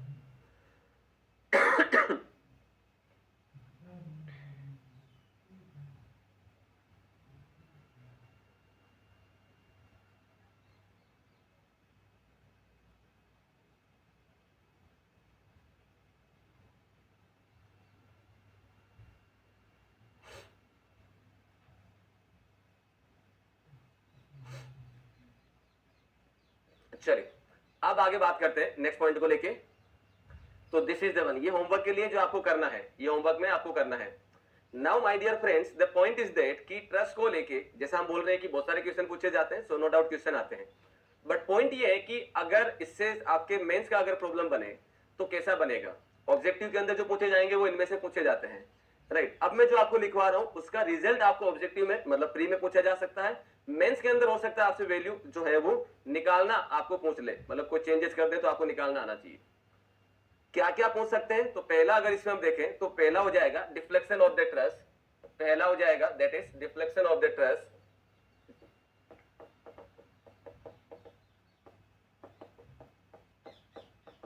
Deflection of the truss. तो डिफ्लेक्शन ऑफ द ट्रस अगर हमें निकालना है तो कैसे निकाला जाएगा वो आपको जानना होगा। तो my dear friends, deflection of truss जो निकाला जाता है वो यूनिट लोड मेथड से हम लोग निकालते हैं। तो इसके अंदर पहला पॉइंट अगर हम इसमें लिखें तो डिफ्लेक्शन ऑफ ट्रस जो है can be determine unit load method. ये यूनिट लोड मेथड को यूज करते हैं हम लोग वैल्यू निकालते हैं। यूनिट लोड मेथड है क्या, क्या फंडा है ये इसका, क्या करते हैं, तो वो आपको समझना होगा। जैसे जैसे जैसे आपको करना क्या, सबसे पहले मैं सिंपल सा एक ट्रस ले लेता हूं, फॉर एग्जांपल दिस, और ये मैंने एक ट्रस ले लिया, यहाँ पे मैंने लगाया कुछ ऐसे, और यहाँ पे हम लोग लोड लगा रहे हैं, हियर इट इज, एंड यहाँ पे मैंने पी लोड लगाया, सिंपल सी बात है। और मैंने कहा कि भी ए बी सी और डी, मैंने कहा कि भी what is the deflection 8 D point पे डिफ्लेक्शन क्या होगा ये आपको बताना है। तो इसमें करना क्या है दोस्तों, सबसे पहले आपको देखिए मेथड की अगर हम बात करें, मेथड का मतलब होता है स्टेप्स को फॉलो करना, स्टेप 1 स्टेप 2 स्टेप 3 स्टेप 4 जो भी रहता है उसको फॉलो करना रहता है। तो डिफ्लेक्शन अगर निकालना है तो पहला जो स्टेप होगा, पहला स्टेप ये होगा कि भाई जो भी गिवन लोडिंग दे रखा है, उस लोडिंग की वजह से सारे मेंबर में फोर्सेस निकालो, इसमें भी। तो you will get the P system of force.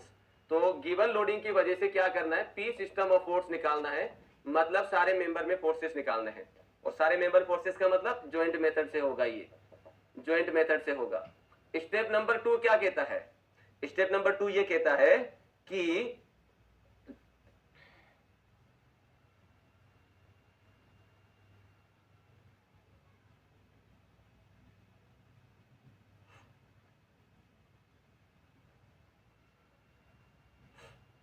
Step number 2 ये कहता है कि रिमूव द एक्सटर्नल लोड को हटा दीजिए।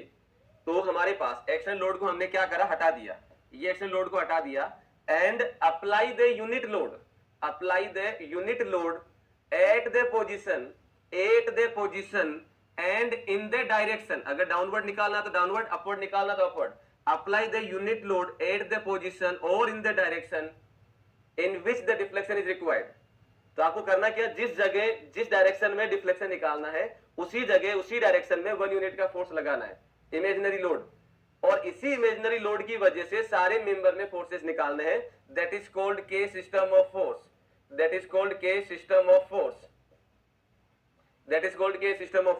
यानी कि आपको दो चीजें इसमें निकालनी होगी, एक तो जाएगा आपके पास पी सिस्टम ऑफ फोर्स, दूसरा हो जाएगा के system of force.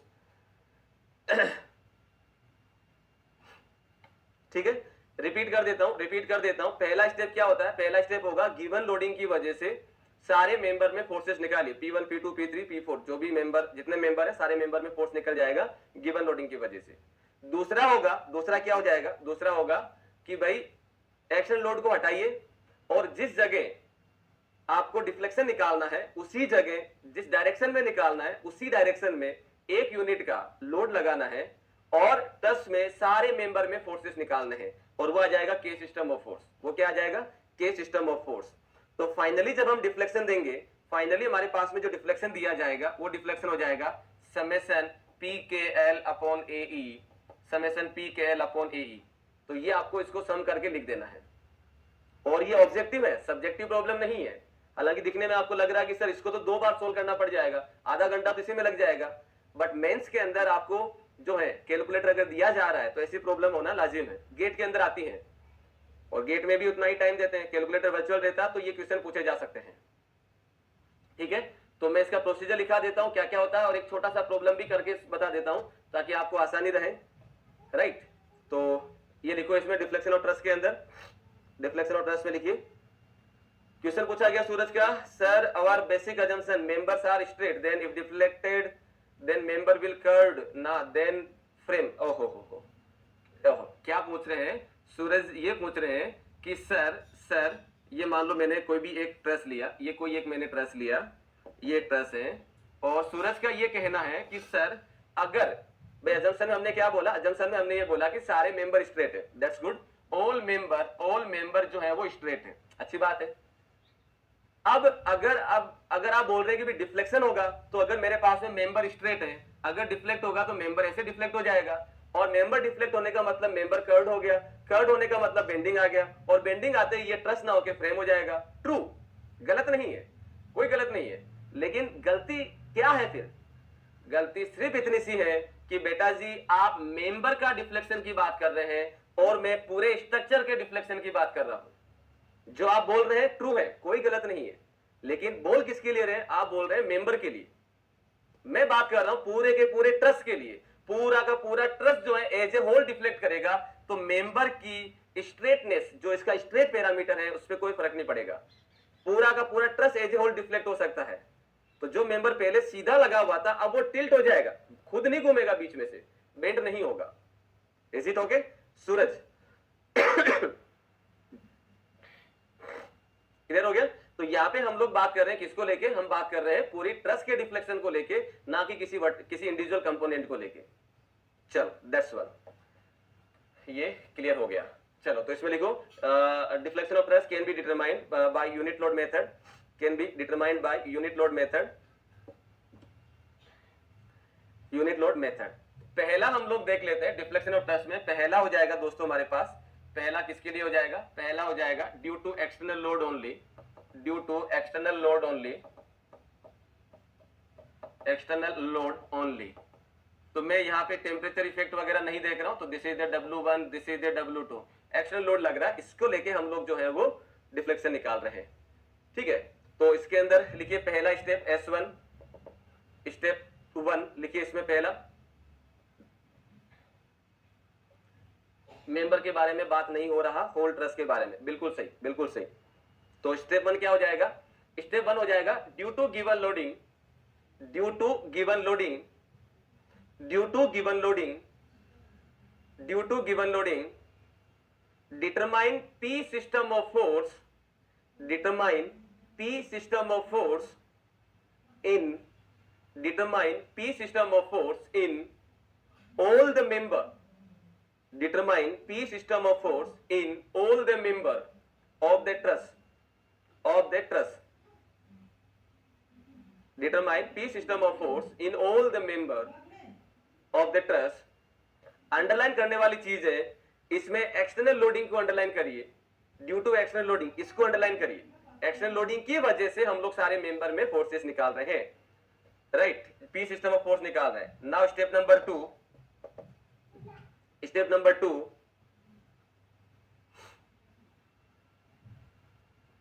remove the external load, remove the external load, remove the external load। Step number 2 की बात कर रहे हैं। remove the external load and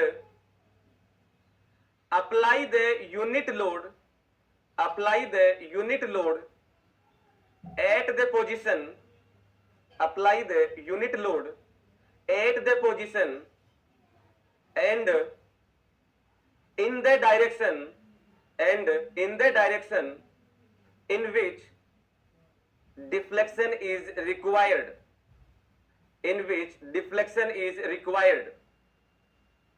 repeat कर देता हूं, remove the external load and apply the unit load at the position and in the direction in which the deflection is required, the deflection is required। Step 2 में ही next line लिखना है, step 2 में next line में लिखना है due to this unit load, due to this unit load, due to this unit load determine the, due to this unit load determine the K system of forces, due to this unit load determine the K system of forces in all the member, in all the member,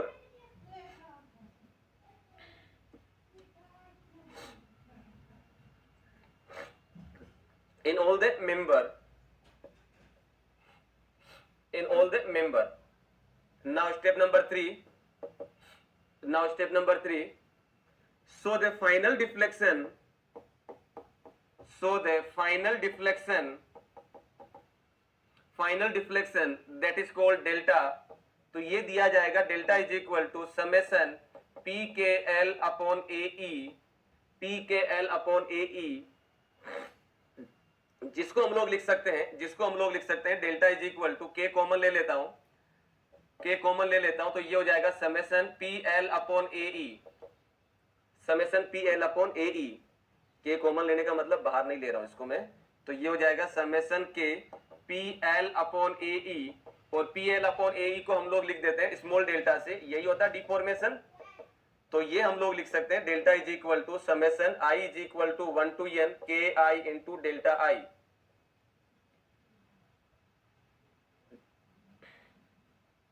तो deflection हो जाएगा that is this one.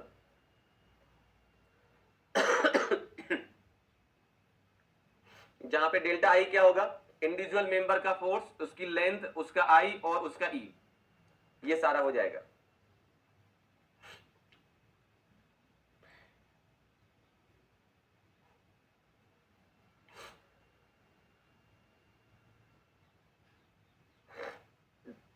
तो ये जो deflection निकाला गया है वो निकाला गया है due to external load only, due to external load only.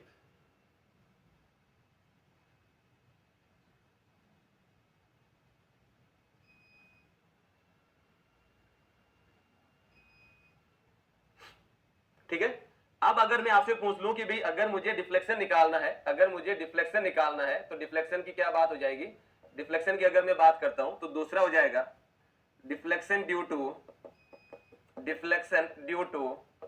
Change in temperature only, change in temperature only. अगर मैं एक्सटर्नल लोडिंग की बात कर रहा हूं तो एक्सटर्नल लोडिंग के अंदर मेरे पास में ये आ जाएगा। अगर चेंज इन टेम्परेचर करूंगा तो टेम्परेचर में चेंज की वजह से बॉडी में जो डिफॉर्मेशन होता है वो कितना होता है, सोम आपने कर रखा है, सोम कर रखा है ना, तो बॉडी में टेम्परेचर में चेंज होने की वजह से जो डिफॉर्मेशन होता है वो आ जाएगा। इसकी जगह क्या हो जाएगा, एल अल्फा टी, जिसको आप डेल्टा टी से लिखते हैं, मैं ओनली इसको टी से रिप्रेजेंट कर देता हूं, दैट इज द डिफॉर्मेशन। तो इसकी जगह ये आ जाएगा, तो मैं अगर इसकी वजह चेंज इन टेम्परेचर लिखूंगा तो डेल्टा लिखा जाएगा summation I is equal to 1 to n K I into L alpha T. This is the deflection due to change in temperature. This is the deflection due to change in temperature.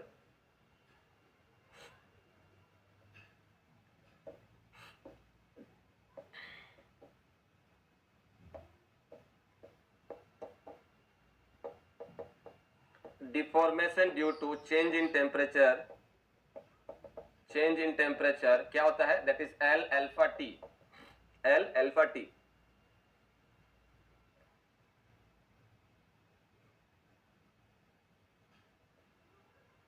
ठीक है, हाँ delta T लिख दो, ये change in temperature है, ये change in temperature है, तो आप डेल्टा टी लिख सकते हैं, नोट इश्यू, राइट। अगर मैं कंबाइंड इफेक्ट पूछूं क्या होगा, अगर मैं आपसे पूछूं कंबाइंड इफेक्ट क्या होगा, तो कंबाइंड इफेक्ट हो जाएगा deflection due to combined effect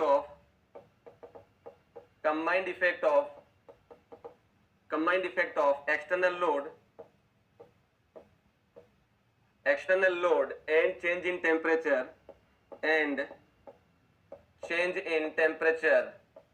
दोनों का कंबाइंड इफेक्ट क्या होगा, तो दोनों का कंबाइंड इफेक्ट क्या हो जाएगा, delta is equal to summation I is equal to 1 to n K आई में कॉमन ले लेता हूं क्योंकि के आई दोनों में कॉमन है, तो एक हो जाएगा क्या, L alpha T, delta T जिसको हम लोग बोलते हैं, प्लस एक हो जाएगा डेल्टा आई। तो डेल्टा आई को आप चाहो तो इस फॉर्म में लिख दो पी एल अपॉन ए ई,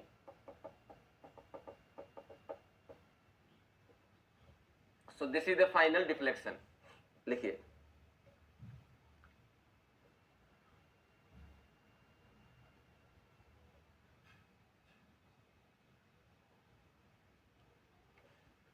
यहां पे T को मैं लिख देता हूं चेंज इन टेम्परेचर, T यहां पे चेंज इन टेम्परेचर है, चेंज इन टेम्परेचर, जिसको आप T लिख दो या डेल्टा T लिख दो, दैट्स ओके, अब तो कोई समस्या नहीं है।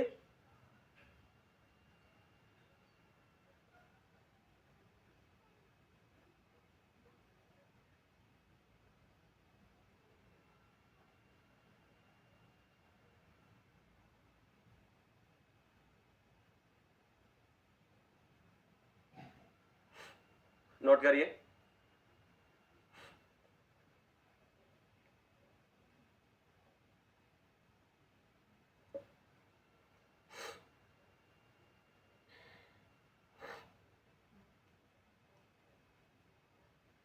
तो ये डायरेक्ट फॉर्मुलेशन आपके ऑब्जेक्टिव में पूछे जा सकते हैं कि भाई चेंज इन टेम्परेचर की वजह से डिफ्लेक्शन क्या होगा, कंबाइंड की वजह से क्या होगा और एक्सटर्नल लोड की वजह से क्या होगा। ये फॉर्मूले सीधे सीधे आपसे पूछे जा सकते हैं।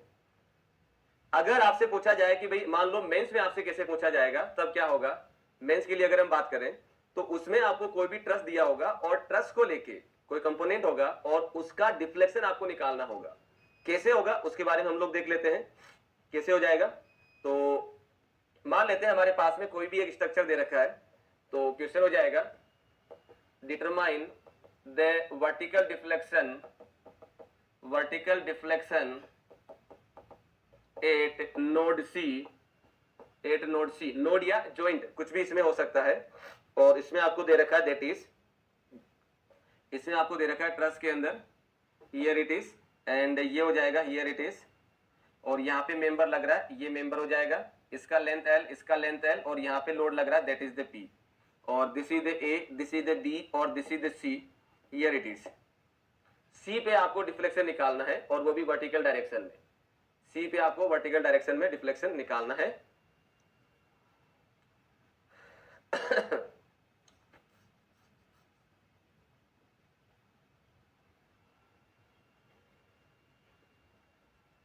तो माय डियर फ्रेंड्स, आपको इसमें करना क्या है, सबसे पहले आपको इसमें यह देखना होगा कि भाई यहां पे जो ट्रस है वो कैसा है। दूसरा, जब आपको पी सिस्टम ऑफ फोर्स निकालना है तो मेंबर में फोर्सेस निकालना आपको आना चाहिए, तो वो हम लोग ऑलरेडी मेथड ऑफ जॉइंट में देख चुके हैं, राइट। तो सबसे पहले आपको क्या करना है, गिवन लोडिंग की वजह से यानी कि पी की वजह से दोनों मेंबर में, ए बी में और एसी में फोर्सेस निकालने हैं। बट उससे पहले हमारे दिमाग में क्वेश्चन आ जाता है कि सर इस ट्रस को अगर हम देख,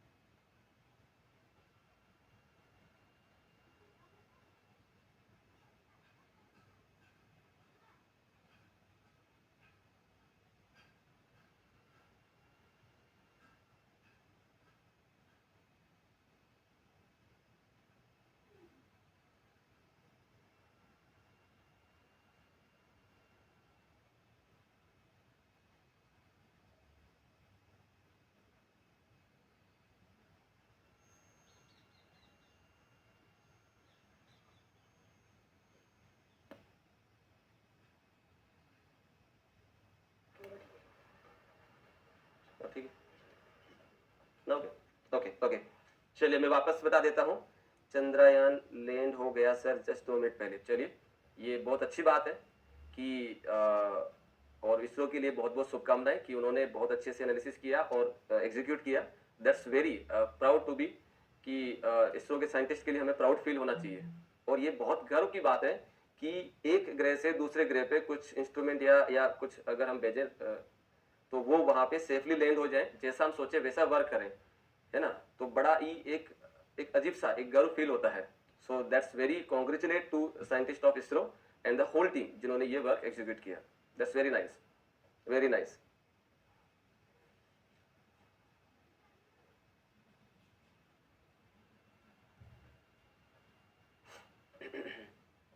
चलिए, तो अब वापस आते हैं अपने टॉपिक के ऊपर. Now I think audio is okay, audio video is okay. Everyone please confirm. Not audible.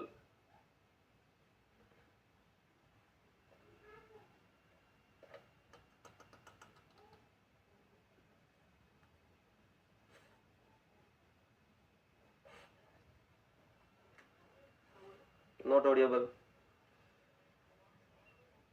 Everyone please refresh your account. Everyone please refresh your account. So everyone please refresh your account. So our side everything is okay.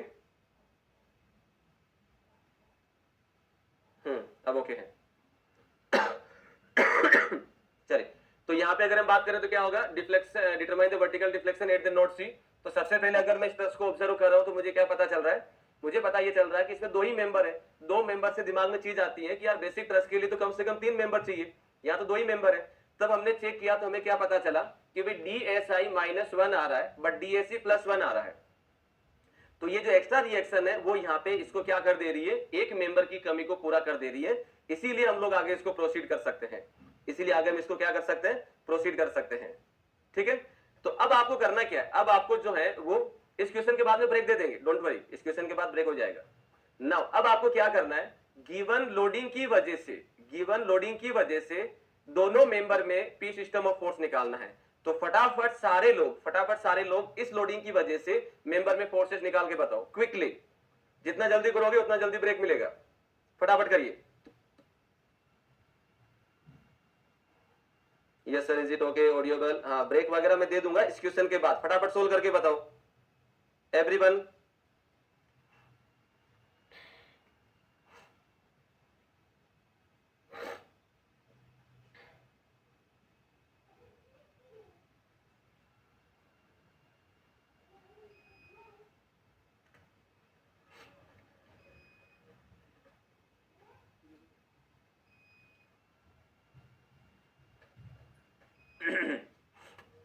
चलिए, तो सबने निकाल लिया होगा. 2 member है, फटाफट force निकाल के बताओ क्या होगा.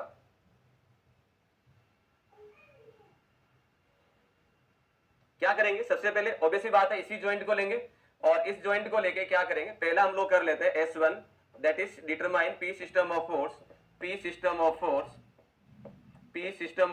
पहला हम लोग क्या कर दे रहे हैं, P सिस्टम ऑफ फोर्स निकाल रहे हैं. तो मैं इसी C जॉइंट को उठा के यहाँ बना देता हूं. तो भाई ये मेरे पास में C जॉइंट है जिसके ऊपर एक फोर्स लग रहा है दैट इज द P. और दूसरा जो मेंबर जा रहा है वो मेंबर जा रहा है, एक इधर जा रहा है और एक मेंबर इधर जा रहा है. Here it is. और यहाँ पे अगर हम देखें तो ये C पॉइंट दे रखा था, तो ये हो जाएगा, ये क्या हो जाएगा, PC. और ये हो जाएगा दैट इज PC. FC लिख देता हूं मैं इसको, FC लिख देता हूं. तो ये हो जाएगा FC, ये हो जाएगा FC. और इधर क्या जाएगा, FCA और इधर हो जाएगा FCB. तो ये हो जाएगा FCA और ये हो जाएगा FCB. इसके बीच में टोटल एंगल कितना है, जब ये L है ये L है तो ऑब्वियस सी बात है ये L ही होगी. और ये L होगी तो ऑब्वियस सी बात है ये एंगल आपके पास में 60 डिग्री होगा, ये भी 60 डिग्री होगा और ये भी 60 डिग्री होगा. तीनों लेंथ बराबर है तो ऐसा ही कुछ होगा. तो यहाँ पे एंगल क्या बन गया, 60 डिग्री. तो भाई अगर मैं इसको सेंटर पे अगर देखूंगा तो सेंटर पे एंगल क्या बन जाएगा, ये हो जाएगा this angle become 30 degree, this angle become 30 degree. Total 60 degree हो गया. नाउ अब क्या करना है, इसको रिजोल्व कर देना है. तो रिजोल्व हम लोग किस डायरेक्शन में करेंगे, एक्स और वाई के अंदर. तो जब रिजोल्व करेंगे तो क्या होगा, ये रिजोल्व होगा इधर. तो यहाँ पे अगर हम लिखें तो ये हो जाएगा FCA साइन 30 डिग्री और ये आ जाएगा इधर FCA cos 30 डिग्री. ये जाएगा इधर, ये आ जाएगा इधर FCB साइन 30 डिग्री और ये आ जाएगा इधर FCB cos 30 डिग्री. दो इक्वेशन, दो अननोन, फटाफट वैल्यू निकाल लीजिए. तो यहाँ पे अगर हम वैल्यू लिखेंगे तो क्या हो जाएगा, समेशन fx इक्वल टू 0. तो यहाँ पे क्या हो जाएगा, ये हो जाएगा FCA cos 30 degree plus FCB cos 30 degree is equal to 0. तो cos 30 डिग्री में कॉमन ले लेता हूं, उधर भेज देता हूं, मतलब ये हट जाएगा, तो ये हो जाएगा FCA plus FCB is equal to 0, FCA plus FCB equal to 0। So यहाँ पे आप लोगों के पास एक मेंबर में फोर्सेस आ जाएगा, तो यहाँ पे हम लोग लिख लेते हैं FCA is equal to minus FCB, इसको हम लोग ये लिख लेते हैं। अब क्या करें, समेशन Fy इक्वल टू 0 लगा लेते हैं, तो summation Fy is equal to 0 क्या हो जाएगा, Fy इक्वल टू 0 करेंगे तो ये ऊपर जा रहा है तो पॉजिटिव, FCA साइन 30 डिग्री, ये दोनों ही नीचे जा रहे हैं तो negative, minus P minus FCB sine 30 degree is equal to 0। यहां पे दोस्तों अगर हम वैल्यू पुट करते हैं, क्या पुट करते हैं, FCA is equal to minus FCB, तो यहाँ पे माइनस का FCB पुट कर देते हैं, तो ये हो जाएगा माइनस का FCB साइन 30 माइनस का FCB sine 30 is equal to P। तो यहाँ पे जब आप सोल्व करेंगे तो क्या हो जाएगा,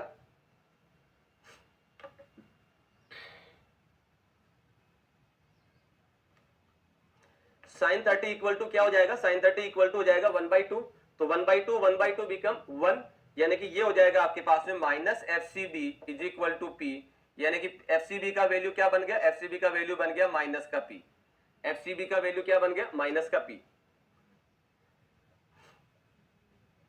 FCB equal to minus P, और तो FCB equal to minus P, तो FCA क्या हो जाएगा, FCA हो जाएगा that is the P, here it is. तो ये हमने निकाल लिया पहला step, P system of force.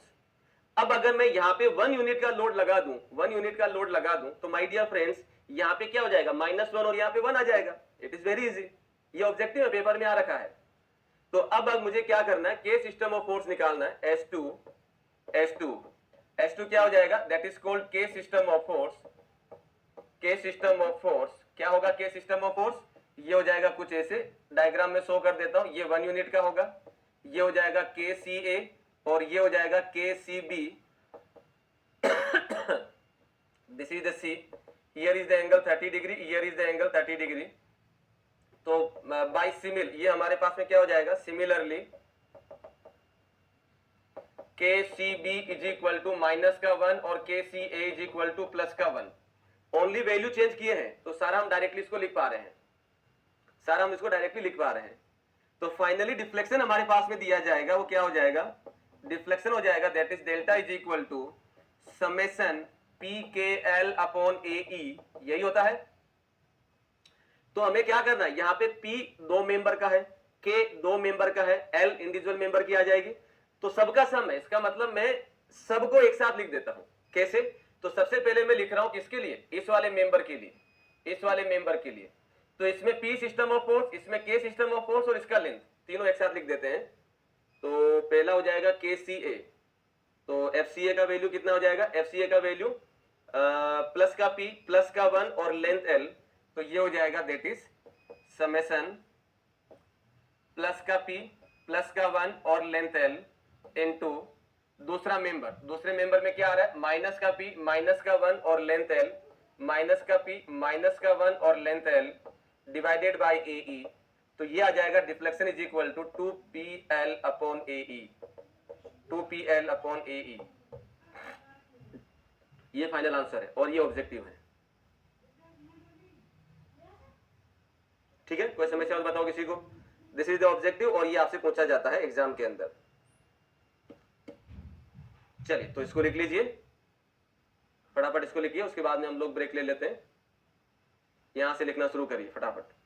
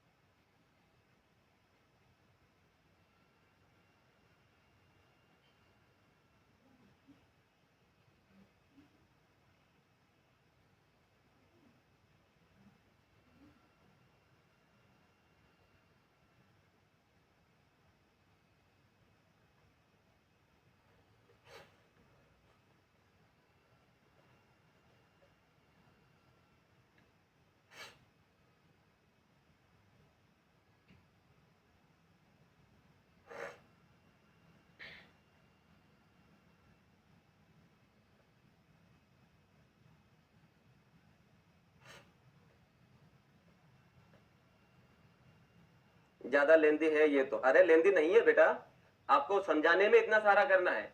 अगर मैं इसको सोल्व करूंगा तो मैं सीधा सीधा पी सिस्टम की इक्वेशन लिखूंगा और दूसरी इक्वेशन, और सीधा ये वैल्यू लिखूंगा, ये मिल गया तो ये लिख दूंगा। ये थोड़ी लिखूंगा मैं वहां पे ऑब्जेक्टिव में, ये तो आपको समझाने के लिए।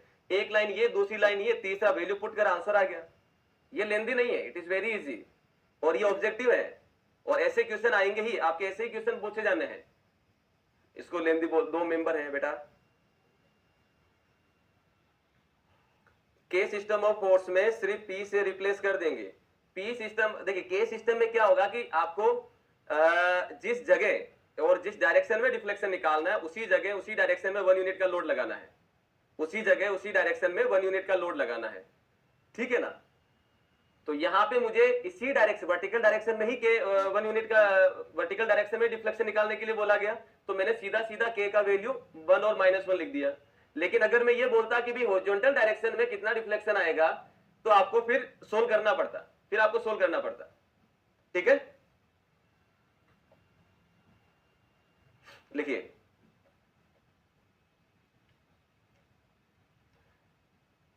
थोड़ा कम समझ आया है, फोर्स निकालना है और वैल्यू पुट करना है। 1 क्वेश्चन होमवर्क दे दो, बिल्कुल देंगे, होमवर्क तो देना ही है, वरना समस्या हो जाएगी।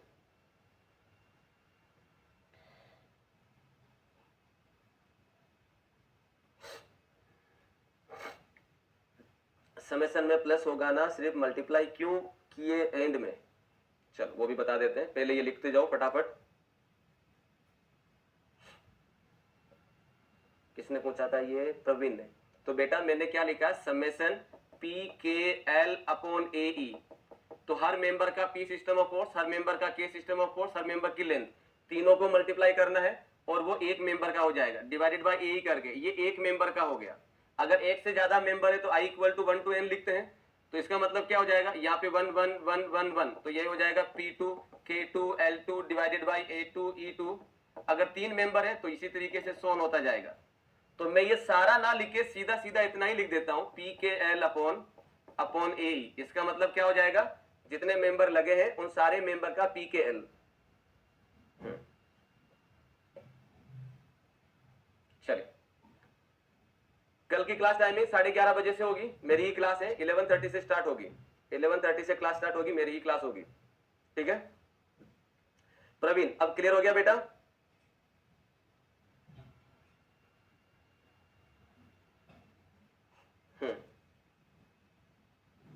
ओहो, ये प्लस होगा भाई, ये प्लस होगा, ये प्लस होगा, ये प्लस होगा। अभी आपको बताया ना वही चीज है ये। लिखो इसको, यहां तक कर लिए थे आप लोगों ने, आप लिखिए। प्रवीण, सूरज एंड शेख, सबको हो गया क्लियर? विशाल, प्रवीण, एवरीवन क्लियर? दिव्या?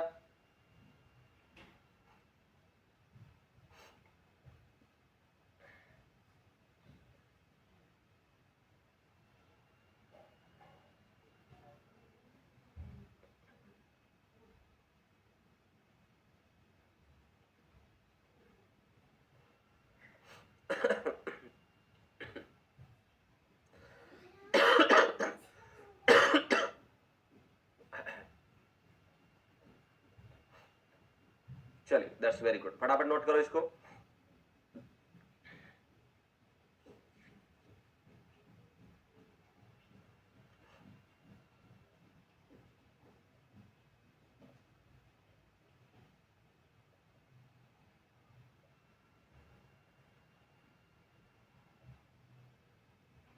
प्रवीण यही बोल रहे थे, हाँ ठीक है, वो मेरा मिस्टेक था, बाय मिस्टेक इसको लिख दिया अलग। Summation of F Y, summation of F Y से देखा, क्या है ये Nadeem? Summation of F Y से दिखा दीजिए। वही तो बोले हैं, ये जो हमने समेशन लिखा है वो उसी चीज को लिख के किया है बेटा। चलिए, अब आगे अगर हम बात करें, हाँ, अब यहाँ पे आपको क्या करना है, यहाँ पे आपको आधा पेज छोड़ देना है, आधा पेज छोड़ देना है, क्योंकि उसको मैं ब्रेक के बाद आप सबसे बात करूंगा, इसके मैं ब्रेक के बाद बात करूंगा कि क्या और कैसे है। तो यहाँ पे हम लोग ब्रेक ले रहे हैं, मैं अभी कुछ लिखवा नहीं रहा, क्वेश्चन भी ब्रेक के बाद ही दूंगा। तो 10 मिनट का ब्रेक है हम लोग यहाँ पे, and then will continue the class. Okay, thank you.